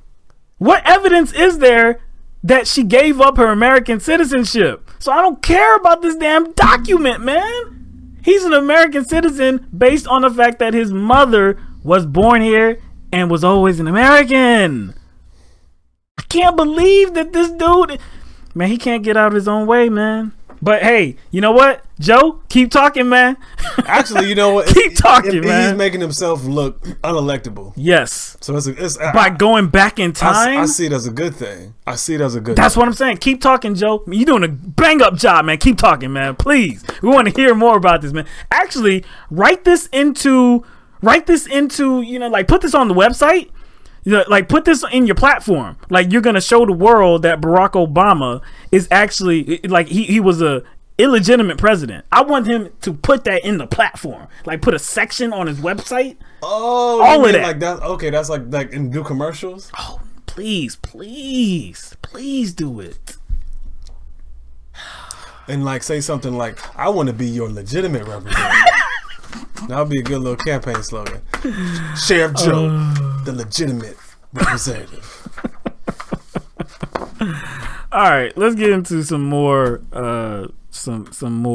absurdity. On Tuesday morning on Fox News, a Fox and Friends panel shared some grievances they had with the magazine, the publication, The New Yorker.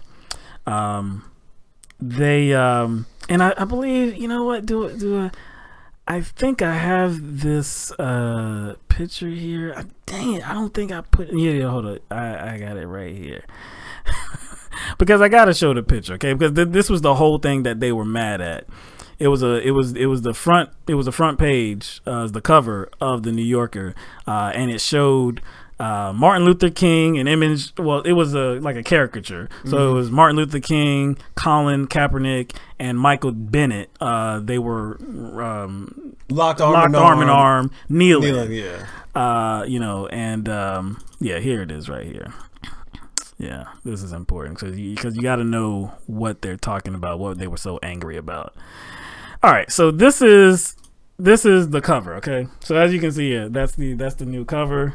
And yeah, you see them locked arm in arm. So this is what a lot of this segment was about. Their grievances because of this cover. So they felt that Colin Kaepernick should not have been included on this cover with Martin Luther King. They believed that it was like a slap in the face to justice, a slap in the face to the criminal justice industry, as we refer to it, and it was a slap in, of course, it was slapping in the face to police officers. Now, and it was an atrocious comparison. It was put him in the same category as Martin Luther King, which essentially the New Yorker wasn't doing. Yeah, there was on this panel there was a guy named Darren Porcher, who was a former NYPD lieutenant, and yeah, he called the cover atrocious. He said that King was one that was for racial equality, and he thinks that Kaepernick is not. He actually, yeah, he said that he's not for the police officers or whatever like that. Now, they pointed to the fact that Kaepernick was once seen on the field where he had socks. He had socks on that it showed police as pigs. So they said, you know, of course they had problems with that. And look, I'll share my opinion about that, okay? I don't think that was the right thing to do for Colin Kaepernick, to have socks on showing cops as pigs, because I don't believe that all cops are bad. I don't believe that everybody within the criminal justice system is bad. I'm not going to throw them all into this bin and say, like, all of you need work. All of you are racist, or all of you are this. All of you are not interested in justice. I'm not going to say that. So for him to wear those socks, you know, that just kind of, it does nothing for your message, you know, because if you actually want to be heard and taken seriously, if you don't want people to, I guess, gravitate towards that one thing in order to discredit your entire message. Exactly. Shut down everything else legitimate that you have to say, then that wasn't the right thing to do. Now, while saying that, do I understand why he wore him? Yes, I understand why he wore him. I totally understand why he wore him. I'm just saying that, yeah, I don't think it was the right thing to do. But anyway, that's, you know, that's a, you know, if you couple that with the kneeling, they believe that he was absolutely not the right choice to be on this cover. Well, again, like, to me, this whole thing is all, to me, it's based on animosity anyway, because they're always butthurt that no one on their side, no one on the right side, on the conservative side of the aisle, is ever compared to such a revered character, Martin Luther King. They're always searching for some sort of way to connect themselves to Martin Luther King, and there is no way. There is one way. I'll illustrate that later, because they name drop somebody. But they're just butthurt because there's somebody that they already disagree with who's being compared to a civil rights legend. Right. They don't like that. They don't like that because they already are against Colin Kaepernick. They don't care whether there is valid comparisons, which I don't think the New Yorker was making. It's just saying that they were fighting for something similar at some level. They weren't saying like Kaepernick equals Martin Luther King. I just didn't get that from the cover or the article. The cover is okay. If you actually look at the cover for what it is, I think we can all kind of admit that Martin Luther King was fighting for criminal justice reform, right? He was basically civil rights for the disenfranchised. Yes. And along with unchecked power of the government. And I believe that's what Colin Kaepernick has been fighting for it as well. Yes, which is kind of, actually it's ironic considering this is a Fox News segment, is what they always talk about, unchecked power of the government. That's something that conservatives seem to be against, right? But not that branch of government. Oh, that's right. But when it comes to cops, yes, they're okay with unchecked power. Yes, they can have unlimited power. They can be authoritarians. It does not matter because they are just. And when I was talking about them name dropping somebody, it was the niece. I think it was Alveda. Yes, Alveda. It's like, oh, Martin was praying in that. You know, Colin Kaepernick is kneeling against they brought the Pledge of Allegiance. Yeah. They made it about the Pledge of Allegiance, even though it wasn't. But even if it was about the Pledge of Allegiance, I still don't see how the national anthem. Yeah. The national anthem. Sorry, even if it was about the national anthem, it still would include Martin Luther King. You see what I'm saying? I honestly think that since I've been watching Fox for quite a while, and every time they talk about Martin Luther King, it's a very soft and palatable version. It's a very watered down and narrow version. So it's like they don't want anything to be compared to King because it'll destroy that kind of distorted version of King. Right. And to me, if anything, Colin Kaepernick is very mild compared to King. some of the things that Colin Kaepernick said are very mild compared to the things that King has said. No, that's an understatement. That's an understatement. I mean, he's very mild. Very mild. I mean, what Martin Luther King said, America is the greatest purveyor of violence on the globe. Martin Luther King was pretty much a socialist, if you think about it. He also thought that the United States should pay black people reparations for what they took away. You see what I'm saying? He also kind of went back a little bit during his evolution. He said that, like, he may have I guess I forgot what the exact words he used, but he basically called America a burning house. He said he may have made a mistake trying to get black people to live or invest in a burning house. I can't remember the exact words he used. But so it's like, if you think about how he talked about America, they would be eviscerating him. If Martin Luther King existed today, they would be eviscerating him and calling him actually what they called him back then as a communist, anti-American. Yeah, the same people that are praising Martin Luther King are only able to do so because he is dead and gone. Dead and gone. And essentially, like, Colin Kaepernick is like maybe a chip off of that block, but they hate him. Right. But you know what I'm saying? So like this whole thing where they're disgusted about them being juxtaposed is very like disingenuous, and it's also disingenuous to just throw his niece up in there as if that, because that acts as some sort of connection piece to Martin Luther King. Like, even she is him. She is him. Matter of fact, she doesn't like have most of the same views anyway. No, not at all. You know what I'm saying? And like for them to kind of narrow Martin Luther King kneeling there as it has to do with just prayer, come on. Whatever. So this is where Fox News' Brian Kilmeade comes in. Okay, so there was a point in this panel, there's a point in this segment where he said that, and this was about the whole the pig thing, wearing the socks where you know, the cops were depicted as pigs. He noted that Kaepernick, quote, led the NFL protest against the national anthem and wore socks depicting cops as pigs. Okay, so he's establishing that the protest that Colin Kaepernick started was against the national anthem. Those were his exact words. Against the national anthem. Okay. Now, we're going to show you a clip of Kilmeade talking a little bit later.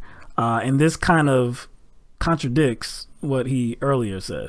So this is the clip right here.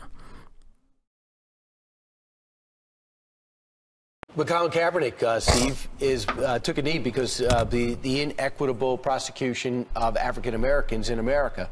That's what it's about, anti-law enforcement.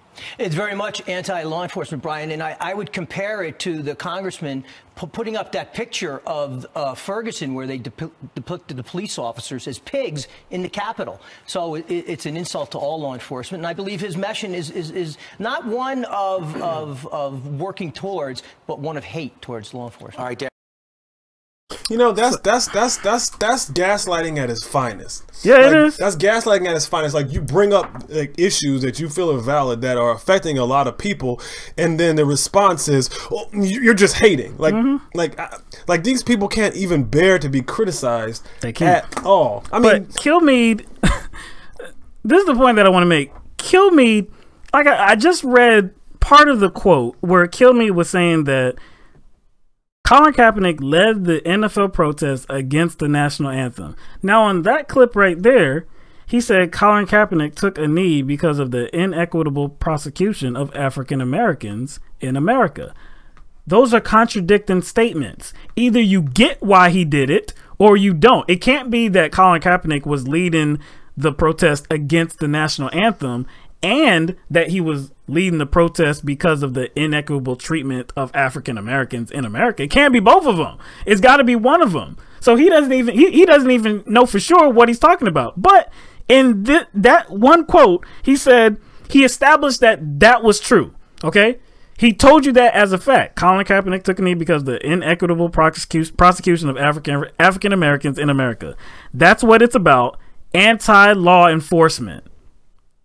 So when I heard that, I'm thinking to myself, does this dude know what he said? Probably not, because again, I think people like him, and there's a lot of them, are so self-conscious about their apathy that they can't help You know what I'm saying? They can't help but try to cover it up. But in doing so, they actually reveal the truth. You know what I'm saying? They have to try to cover it up, but they end up... By establishing that position, by correctly saying what Colin Kaepernick was actually doing in that clip, protesting against the inequitable treatment of African Americans in America, by establishing that as a fact and by understanding what Colin Kaepernick was trying to achieve, you're saying that this is fact. And then in the next sentence, you say it's anti-law enforcement. So by you saying that, you're saying that a cop's job is to discriminate. And target African Americans. Yes. That's the statement that he just made. It's kind of like when people say, we were talking about this yesterday, when people say, you know, the response, when people respond to, you know, talks of police brutality, people are being against police brutality, the response is, you're trying to keep police from doing their job. You're trying to make it harder. And I'm like, wait a second. Exactly. What did you just say? If I'm bringing up police brutality and your response is you're making it harder for cops to do their job, you're suggesting that the job of cops is police brutality. Right. But you know what's interesting though? Politicians get criticized way more than cops. They always do. Politicians get criticized across the board. Across the board. Mm-hmm. But have you ever heard anyone say there's a war on politicians? Never. Have you ever heard anybody say that? Never. Actually, the approval ratings for politicians and of Congress are so low, it's ridiculous. I mean, it's been in the teens.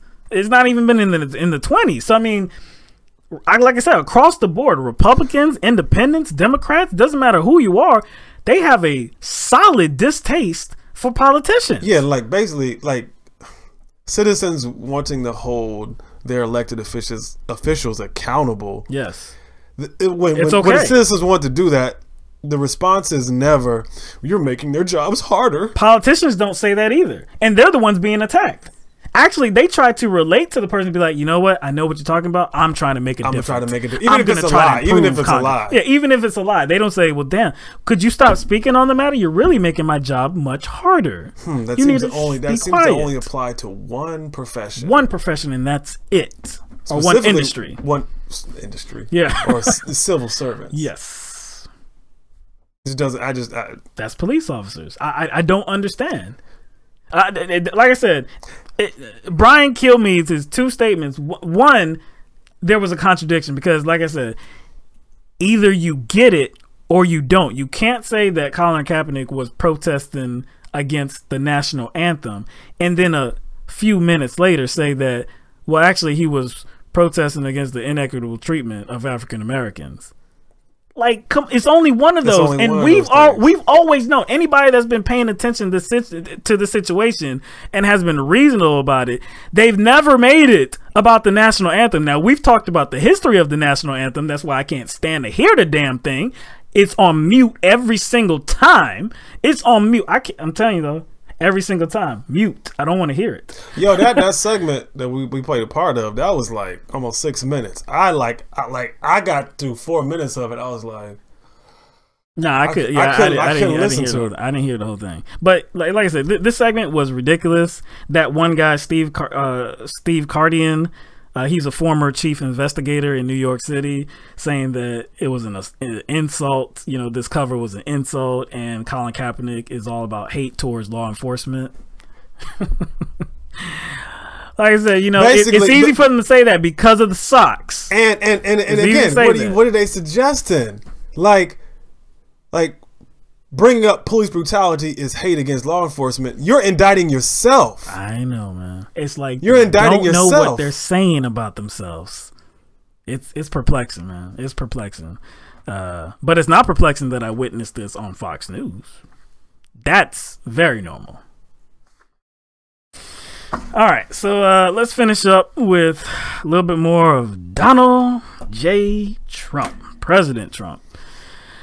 Oh boy. So on Wednesday, just yesterday, President Trump announced his desire to strengthen libel laws.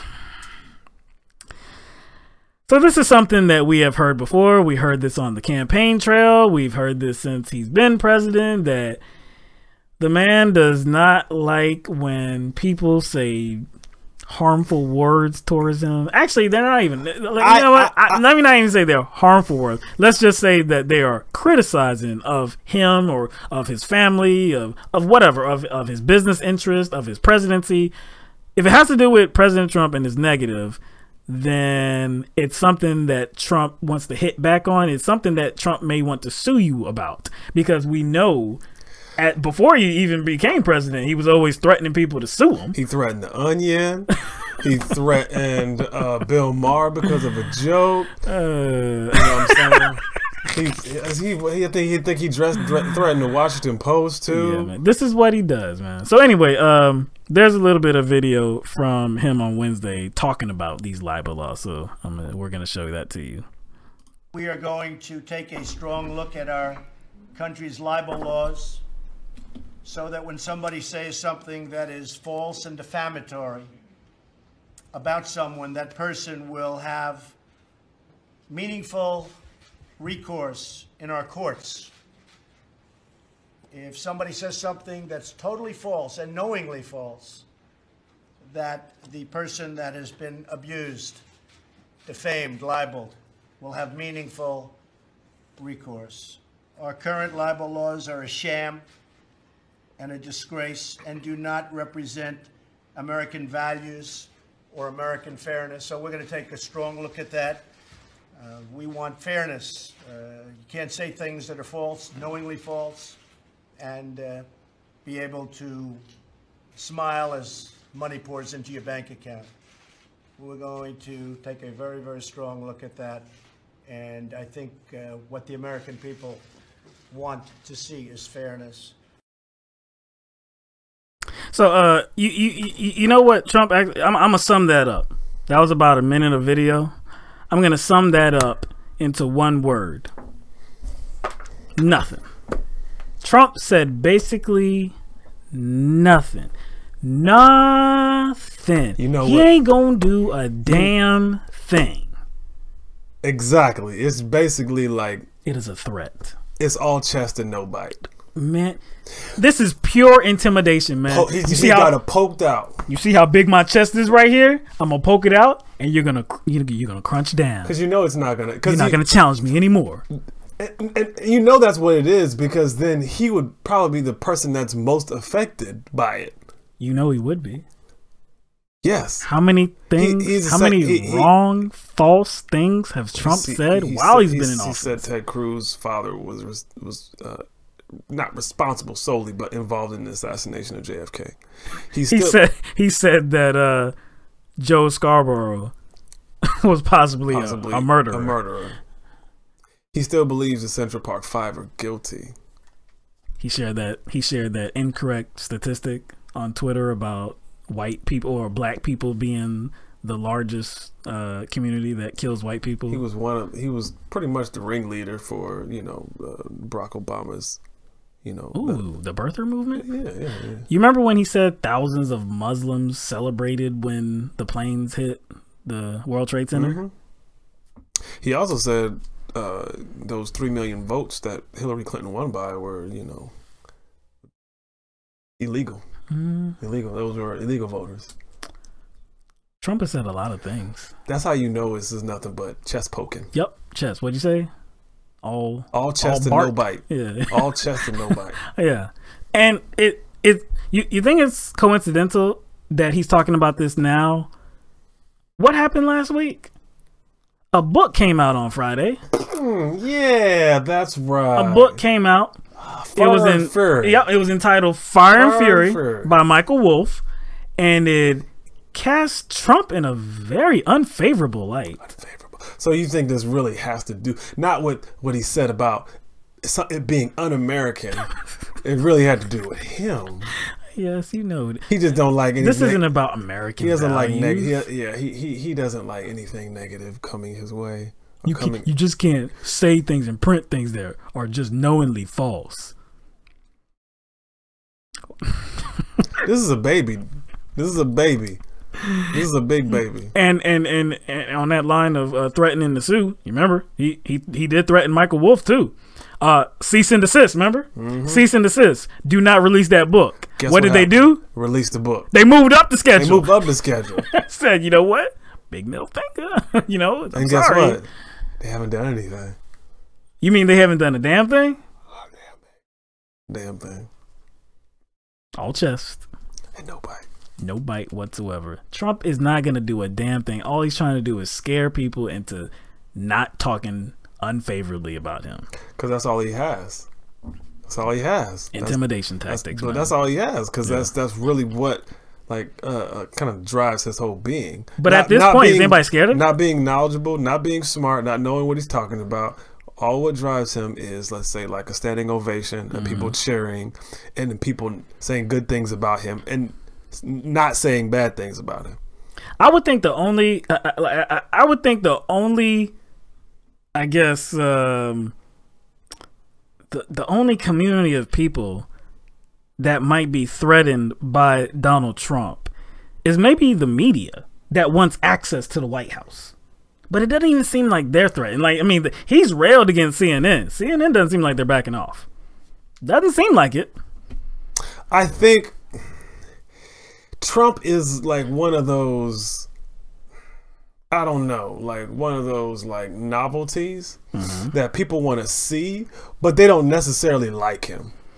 And I think that's what's different about CNN and other networks not really caring about getting access to him, because it's not always beneficial in the long run. It's just beneficial for entertainment purposes. Yes. You see what I'm saying? Entertainment, numbers, profit. Profit. Marketing, so that's why I don't think they're moved by his threats, because like not getting access, I mean,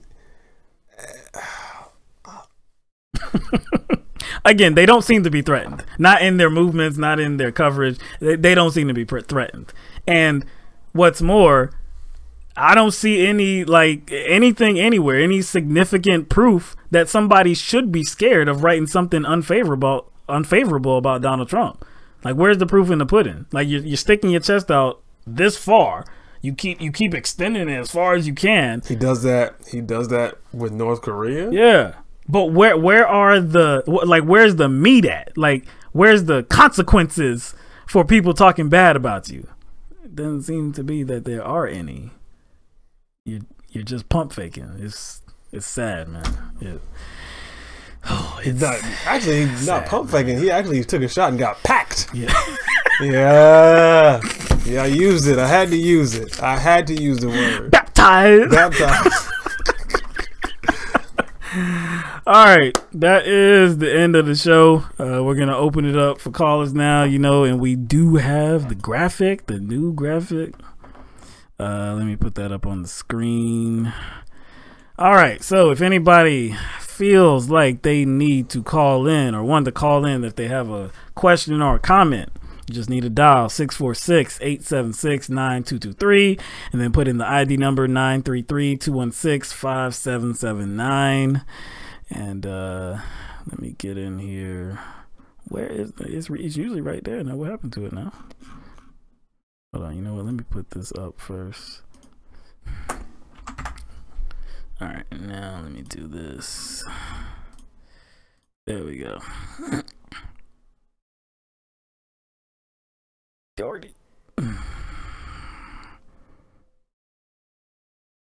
All right, we have the environment ready to go. So yeah, callers, if anybody wants to call in, now is the time. What did everybody think about the show? Everything that we discussed. Gene said Trump's new nickname, the Stable Genius, makes me laugh out loud. Like I said, I mean, that first thing that we did about the F-52s, that was, and the thing is too, like, maybe, like, let's say this happened a year after Stable Genius came out. Mm-hmm. Maybe nobody would be talking about it, Probably. But this was just like a week later. It was very soon after he proclaimed himself, yes, I am very fit. I am the Stable Genius. and then you don't even know anything, about what you sold to Norway. It's, I don't know. I think this whole Trump presidency is just very interesting. One word to describe it, because everybody talks about Hillary Clinton providing some sort of stability, which would give us a false sense of, I don't know, like this I guess false sense that we're gonna be okay. That's what everybody, Hillary Clinton. I was like, actually, I honestly don't think that. It's like, I think a Hillary presidency wouldn't have really done that, because she would have been getting mad criticism. She would have been getting the same criticism she got during the campaign, man. Because it's not like she just walked through. Because obviously, even when she lost, it was like, it was a shocking loss. It was a shocking loss. It was a shocking loss. If she would have barely made it, if she would have just barely, if she just barely made it in, she would be facing heavy criticism. You think the Bernie Sanders supporter would just gone away? You see what I'm saying? You think that the DNC lawsuit wouldn't be hovering over her head? Mm-hmm. Do you think that the opposition party wouldn't be on her ass every day? So this idea that Hillary Clinton becoming president and everybody just settling down, I think is a bunch of nonsense. If anything, because people say, well, Hillary Clinton's presidency would have been worse. It would have been worse because she would have provided the illusion of respectability and would guide us into all these wars. And I'm like, where are we at now? Nothing would have been. And actually, there's been very few things that are different. Because people say Trump is a distraction, which I do think he is. But actually, a distraction creates more chaos. A distraction creates I guess more eyeballs. The distraction actually makes things worse. Mm-hmm. I can't really say who would be worse or it's better, impossible but it's impossible to say. And impossible.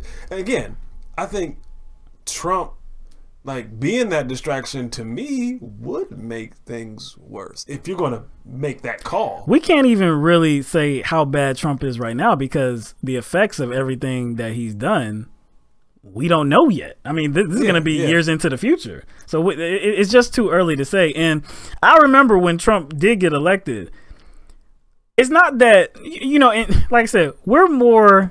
we criticize when there needs to be some criticism to be had. It doesn't matter who it is. But I remember when Trump got elected, there was a lot of people saying, Trump's not my president, stuff like that, right? And we weren't going that far. It was like, okay, we know what his campaign looked like. So we have a pretty good idea of what his presidency would look like, but we're going to wait until he actually does something. We want to see how it plays out. Yeah. And so that would have been the same thing with Hillary Clinton as well. We were very against Hillary Clinton, the same way we were against Donald Trump. But again, we still would have waited for Hillary Clinton to make some moves, and then we would have judged them. I'm sure by at this point, almost a year later, Hillary Clinton would have done some things where we're like, nope,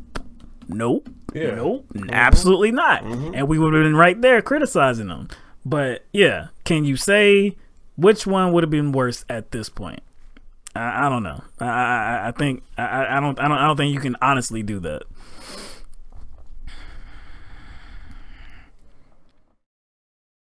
Yeah, I think all of it is just speculation to say that, well, if Hillary become president, all that speculation. And the thing is, it contradicts what everybody says about kind of the world we live in that's governed by a mob, mm-hmm. or the deep state, or governed by forces that we don't really see. Mm-hmm. Kind of like this kind of black ops way of governing, using surveillance and proxy wars, mm-hmm. all of that stuff. It's actually contradictory to say which one would be worse, because the same people, we say it doesn't matter who's president. You can't have it both ways. Right. You can't say it doesn't matter who's president. They say that the president is a figurehead. Is a figurehead, but so you can't being say controlled. Yeah, so you can't say so and so would have been worse or better, because it makes those two positions can't exist. You know what I'm saying? At the same time. Very true. I'm just saying. I don't know. With Hillary Clinton in office, would this NSA spying program, would that have been renewed? Mm-hmm. Yeah. Yep. Would have been renewed. Same thing. Yep. Honestly, I don't know if they would have dropped the bomb in. I don't know if she would have dropped that bomb in Afghanistan, though. I can't really say she would have. I don't know. No way to say. Would she be interacting with North Korea the same way? Probably not. Probably not. Probably not. But then again, how can you say? How can you say? You just never know. Yeah.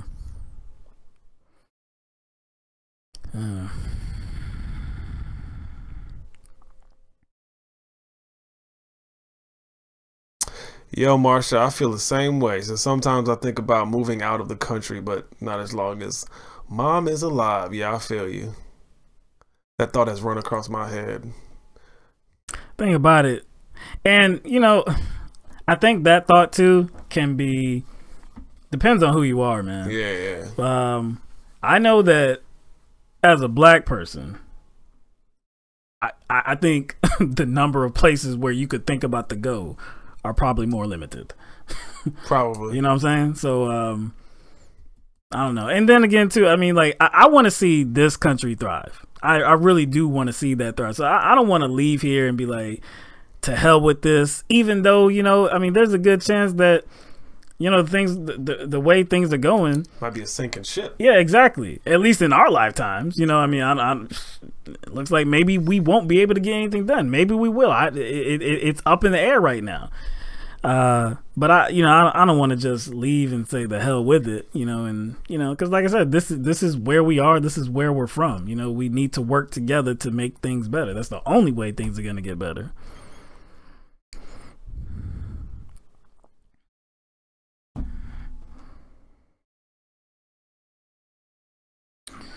So yeah, we got to every story that we wanted to get to. Surprisingly, and we got to it by 9 o'clock, huh? Yeah, I know. We had like, you know, it was like 10, 11. We had a bucket list. Yeah. I think we got a call now. All right, we got somebody. We're gonna get to that. Let us get our earpieces in. Just bear with us.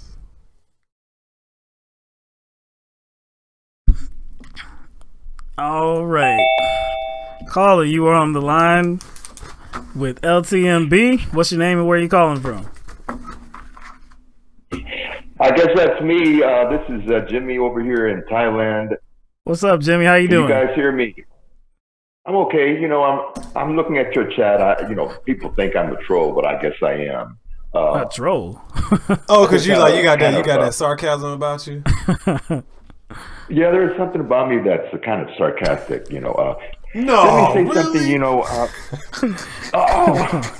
Yes, let me humanize myself. You know, when it comes to Hillary Clinton, I hope everyone realizes, you know, that the people who are homeless out in the street are on welfare. They're actually on welfare. What's left of welfare. Okay, so let's go back to the 90s with the Hillary and Bill Clinton. In the 90s, they proudly ended welfare as we knew it. You know, and that's something I was on, and I really appreciated welfare because I was the first time I was able to go to the dentist when it came out in '65, that kind of stuff. Well, they ended it in the 90s. So what you're getting today is, you know, we don't have welfare as we knew it, as I knew it. You know, that was enough to pay for the rent of the apartment and give you some food stamps. To hold you over until someone got a job, that kind of thing.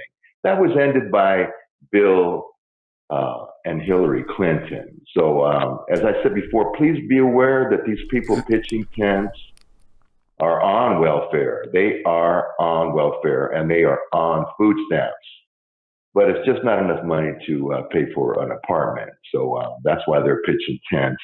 With what's left of our welfare system. And it's very little. I can tell you that. It's not enough to live. You can live all right, but in a tent on the street, that kind of stuff. So thank you, President Clinton and Hillary and all this kind of stuff. Just bear that in mind, and people don't even know that, you know.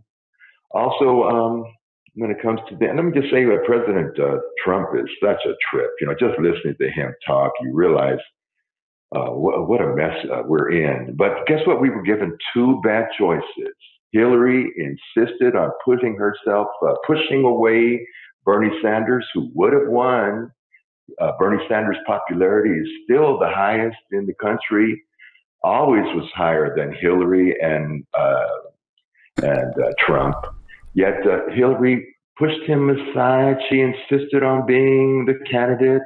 You know, I sent in a whole bunch of money contributing to Bernie Sanders, and then the Democrats. You know, I call them Democrats because they're so neo-liberal. They want to cut welfare too, and they did cut welfare. Anyway, I sent so much money into Bernie Sanders, I got burnt because they cheated. You know, in other words, I spent that money sending in donations, and I was undercut. I lost all that money trying to support Bernie Sanders. So I don't respect Hillary. I don't respect her husband. I resent them even insisting on controlling the Democratic Party still. You know, and President Obama, good grief, as I said before, he was nice when it comes to charming and being able to speak presidential. But when it comes to dealing with the problems of our country and the homeless of people who thought he was going to help them, wow, he was a big disappointment. And our party is a disaster. You know, the Democratic Party, even in California, we're touting Kamala Harris, you know, for president. Who's behind that? Now we find out that Kamala Harris was insisting to not release a person that she knew to be innocent from our private prison in order to let the private prison use that man as a firefighter. In other words, we have some dirt on Kamala. She's not our friend, and she's not been doing things for us. But they don't tell us that before we vote. We just see a black woman who says she's for us, and we find out she ain't. At any rate, well, thank you for calling in there, opinion, Jimmy. you know, you always do have something to say. And what do you guys think? I believe what you believe. It's kind of linked to what we were saying before, and I kind of take it back to 2016. We made a number of videos that were entitled something like "Who's Worse, Donald Trump or Hillary Clinton?" And like you're saying that Bill Clinton, Hillary Clinton, they were right there when it came to doing away with welfare as we knew it. At this point, if we were a year into Hillary Clinton's presidency, like I said, I think it's just impossible to know who would be worse at this point. I mean, there might be a few issues where, actually, I think there would be several issues where they're exactly the same, and a few where they differ. So I think she would be bad for the country. That's why we, were criticizing her as much as we did. Trump is bad for the country. That's why we criticize him as much as we do. Hey, could I say something about Hillary? There's an actual report that Hillary cussed out Donna Brazile, threw a fit. And here Donna Brazile is cheating for her, doing all kinds of stuff to get her the questions before the debate so she can be prepared. Donna Brazile was doing everything to cheat for Hillary Clinton, and then Donna Brazile got cussed out by Hillary, who called her a buffalo and a baboon, and threw a glass of water at her. That doesn't surprise me at all, because if you think about I guess Hillary Clinton's legacy, it was supposed to begin, or I wouldn't say necessarily begin, it was supposed to be cemented by her gaining the presidency. So all of this time spent, being the first lady, a senator, secretary of state, all that time spent and invested was supposed to culminate into her being the president. And so we all, after the election was over, everywhere in the media there was a search for blame, and it was placed everywhere but Hillary Clinton.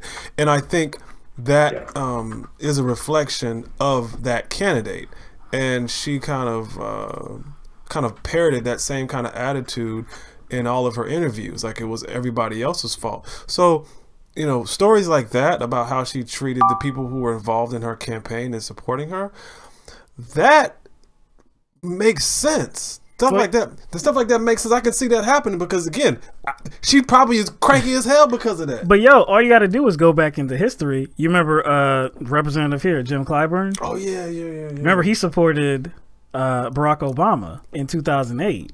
And you remember, I guess, when that was when that was revealed, there was some reports. I think this was after the fact, but there were reports that Bill Clinton had called him real early in the morning, like 3 o'clock in the morning, cursing him out because what the hell are you doing not supporting Hillary Clinton for president? Like, stay in line. What the hell are you doing? So yeah, I mean, I personally haven't seen those reports that she cursed Donna Brazile out, but yeah, I wouldn't put it past her at all. But Jimmy, thank you for calling in once again and sharing your thoughts. We appreciate it, man. We hope you keep watching. Okay, Finn. All right, man. Appreciate it. Goodbye from Thailand. All right, then. You take care. All right, I'm gonna have to push back on one of my favorites here. It's gonna break my heart, but I have to push back a little bit. And I knew, because I know this comes up a lot in the whole Hillary Clinton starting the birther thing. I think it was like she didn't start the birther thing. What she did was she kind of like suggested it. Yeah, it was like very loose, and then that was it. Yeah. And then that's where it ended. She didn't really push it. You can't say like she put fuel on it. You know, she lit the match.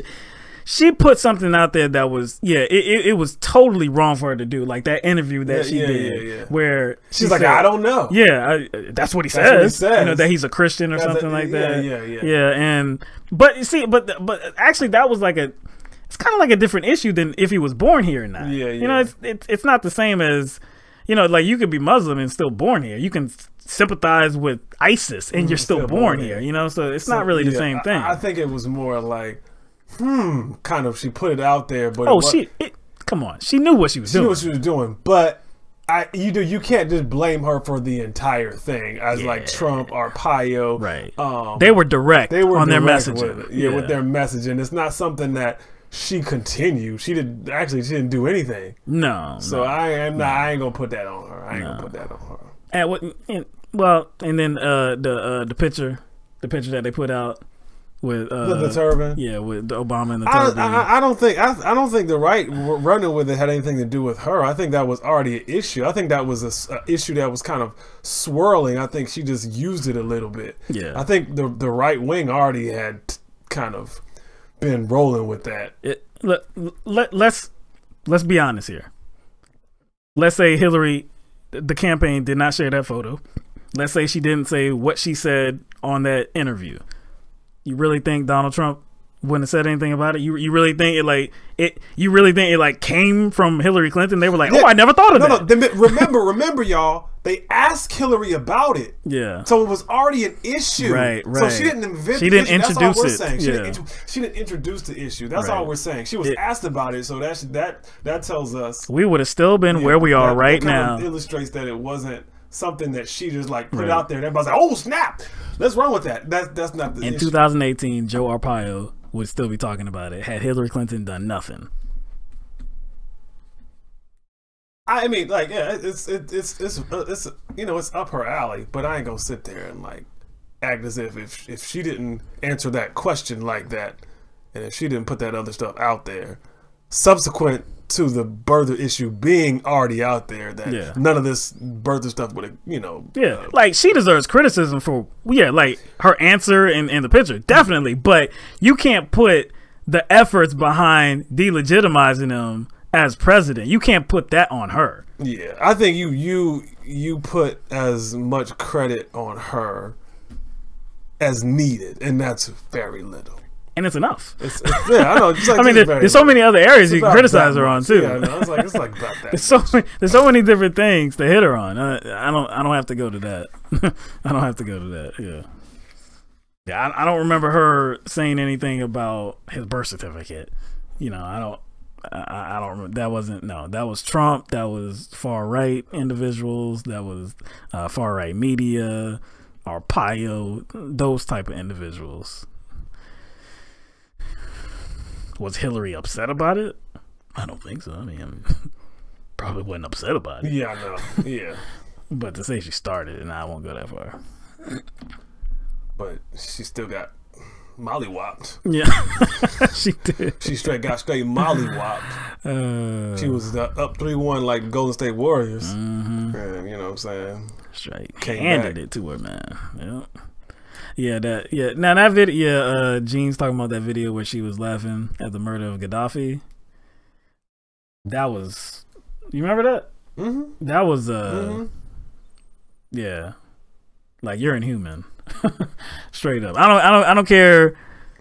Yeah, you're inhuman. I'm not gonna be laughing at somebody's death. Like, nah, man. I don't care who it is. I don't care who it is. I don't think that's something that I would laugh at. You know. I mean, we kind of gone through the whole, like, I guess, discussion about Hillary Clinton's robotics and how it's obvious. You know what I'm saying? Because she has to try to play the part of like a normal person. So a lot of her, you know, her expressions and stuff seems fake. But then something like that comes out when she's laughing at that, then you know it's like, yes, she's kind of far removed from her humanity. Like you know, it's just the situation, man. Because like, if it was like, okay, if this is this like murderous thug or whatever like that you need to get, like he's about to, you know, if his demise is not had, you know, it's gonna result in some other innocent deaths, and you know we gotta get him. You know, so you just learn, bam, the bomb drop, he's dead. Okay, you know, you're in there with your team. Yeah, good job, team. Good job. Yeah. But this chick was on an interview. She was on video afterwards. I mean, we came, we saw, he died, and laughed. Nah, man, that's not human, man. that's not human.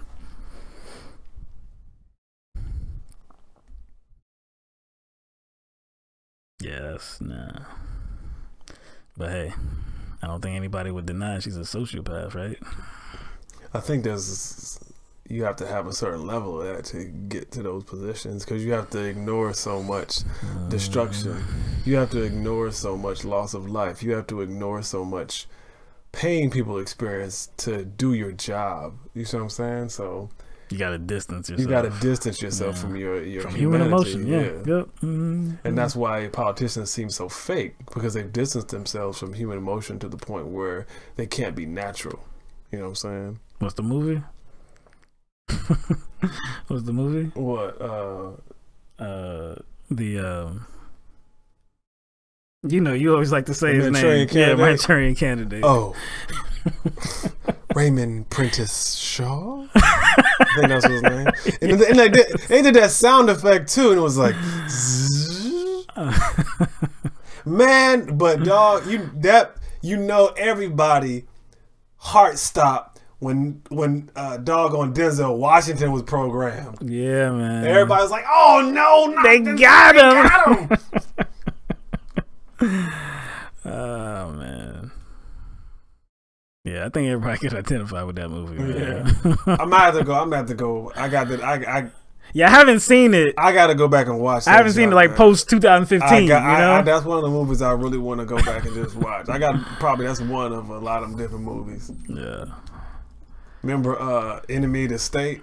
Yeah. Will Smith? Yeah, man. That was a good one. That was one of my favorite ones, man. Yeah, man. You know what's so funny, man?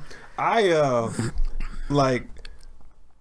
went and like looked for some of that stuff, like that, you know, like little secret stuff, like a camera record, like stuff like that, little mini cam, like in a pen. Right. There's all kind of stuff out there, man. It's ridiculous. I mean, you and I can get. So I'd imagine like all the stuff that like the intelligence agencies have, the NSA, and stuff, federal agents. You know what I'm saying? CIA. Stuff that's not on the market. No, it never will be. All right, man. We're not getting no callers. Yeah. So I think we're gonna wrap this up. We're gonna wrap it up and send it to Facebook for a little bit. That's correct. So This is going to be the last broadcast until Tuesday. So we hope you enjoyed it. Like I said, we had a lot to cover. Glad that you were here. Shout out to our patrons, on patreon.com/LTMB.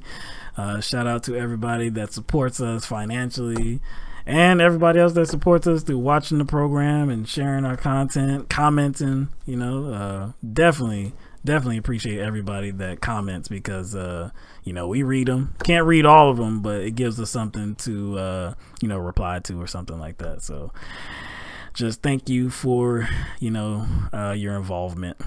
Anything to say, man? Not really. Warren Fry wants our thoughts on Oprah. We actually delivered a lot of thoughts on Oprah on our last live show. Was that the last one? Yeah, that was the last. That was the last live show. Seems like a long time. I know. Ago, that was we had a whole segment on. Yeah. That. So yeah, that's Tuesdays. That was on Tuesdays. And if you want to go check out the After Dark show of the same night, then we talked a little bit about Oprah. Actually we had we went on that for we went on for a long time. So if you want to hear our thoughts on that, go check that out, man. Yeah, we don't have to talk about Oprah no more. We don't want to talk about Oprah. Especially, you know what? No, I am not talking about Oprah until something is actually out there. Like other than speculation. Exactly. If she says, "Yo, I'm in," then we can talk about her. Until that point, man, we are wasting our breaths. It was okay once because it was a story, like speculation. Everybody's talking about it. Of course, we had to address it. But going forward, no waste of breath. There's so many other important things to talk about. So check out that last broadcast. So for everybody that's here, Aaron, Warren, Marsha, Tara Break, Jean, Grandma Christine, Marsha, all of you, we appreciate it immensely. We're so glad that you come back every single night and you're here with us, man. We can't be more thankful for you. In a few minutes we'll get on Facebook and go for a little while, just unscripted like we always do. We don't know what the subject's gonna be. We just kind of whatever. Anything that you want to talk about, that's what we do for a few minutes. So we will see you Tuesday, 7 p.m. Eastern Standard Time, same place. I'm Will. I'm Mike. The impregnable.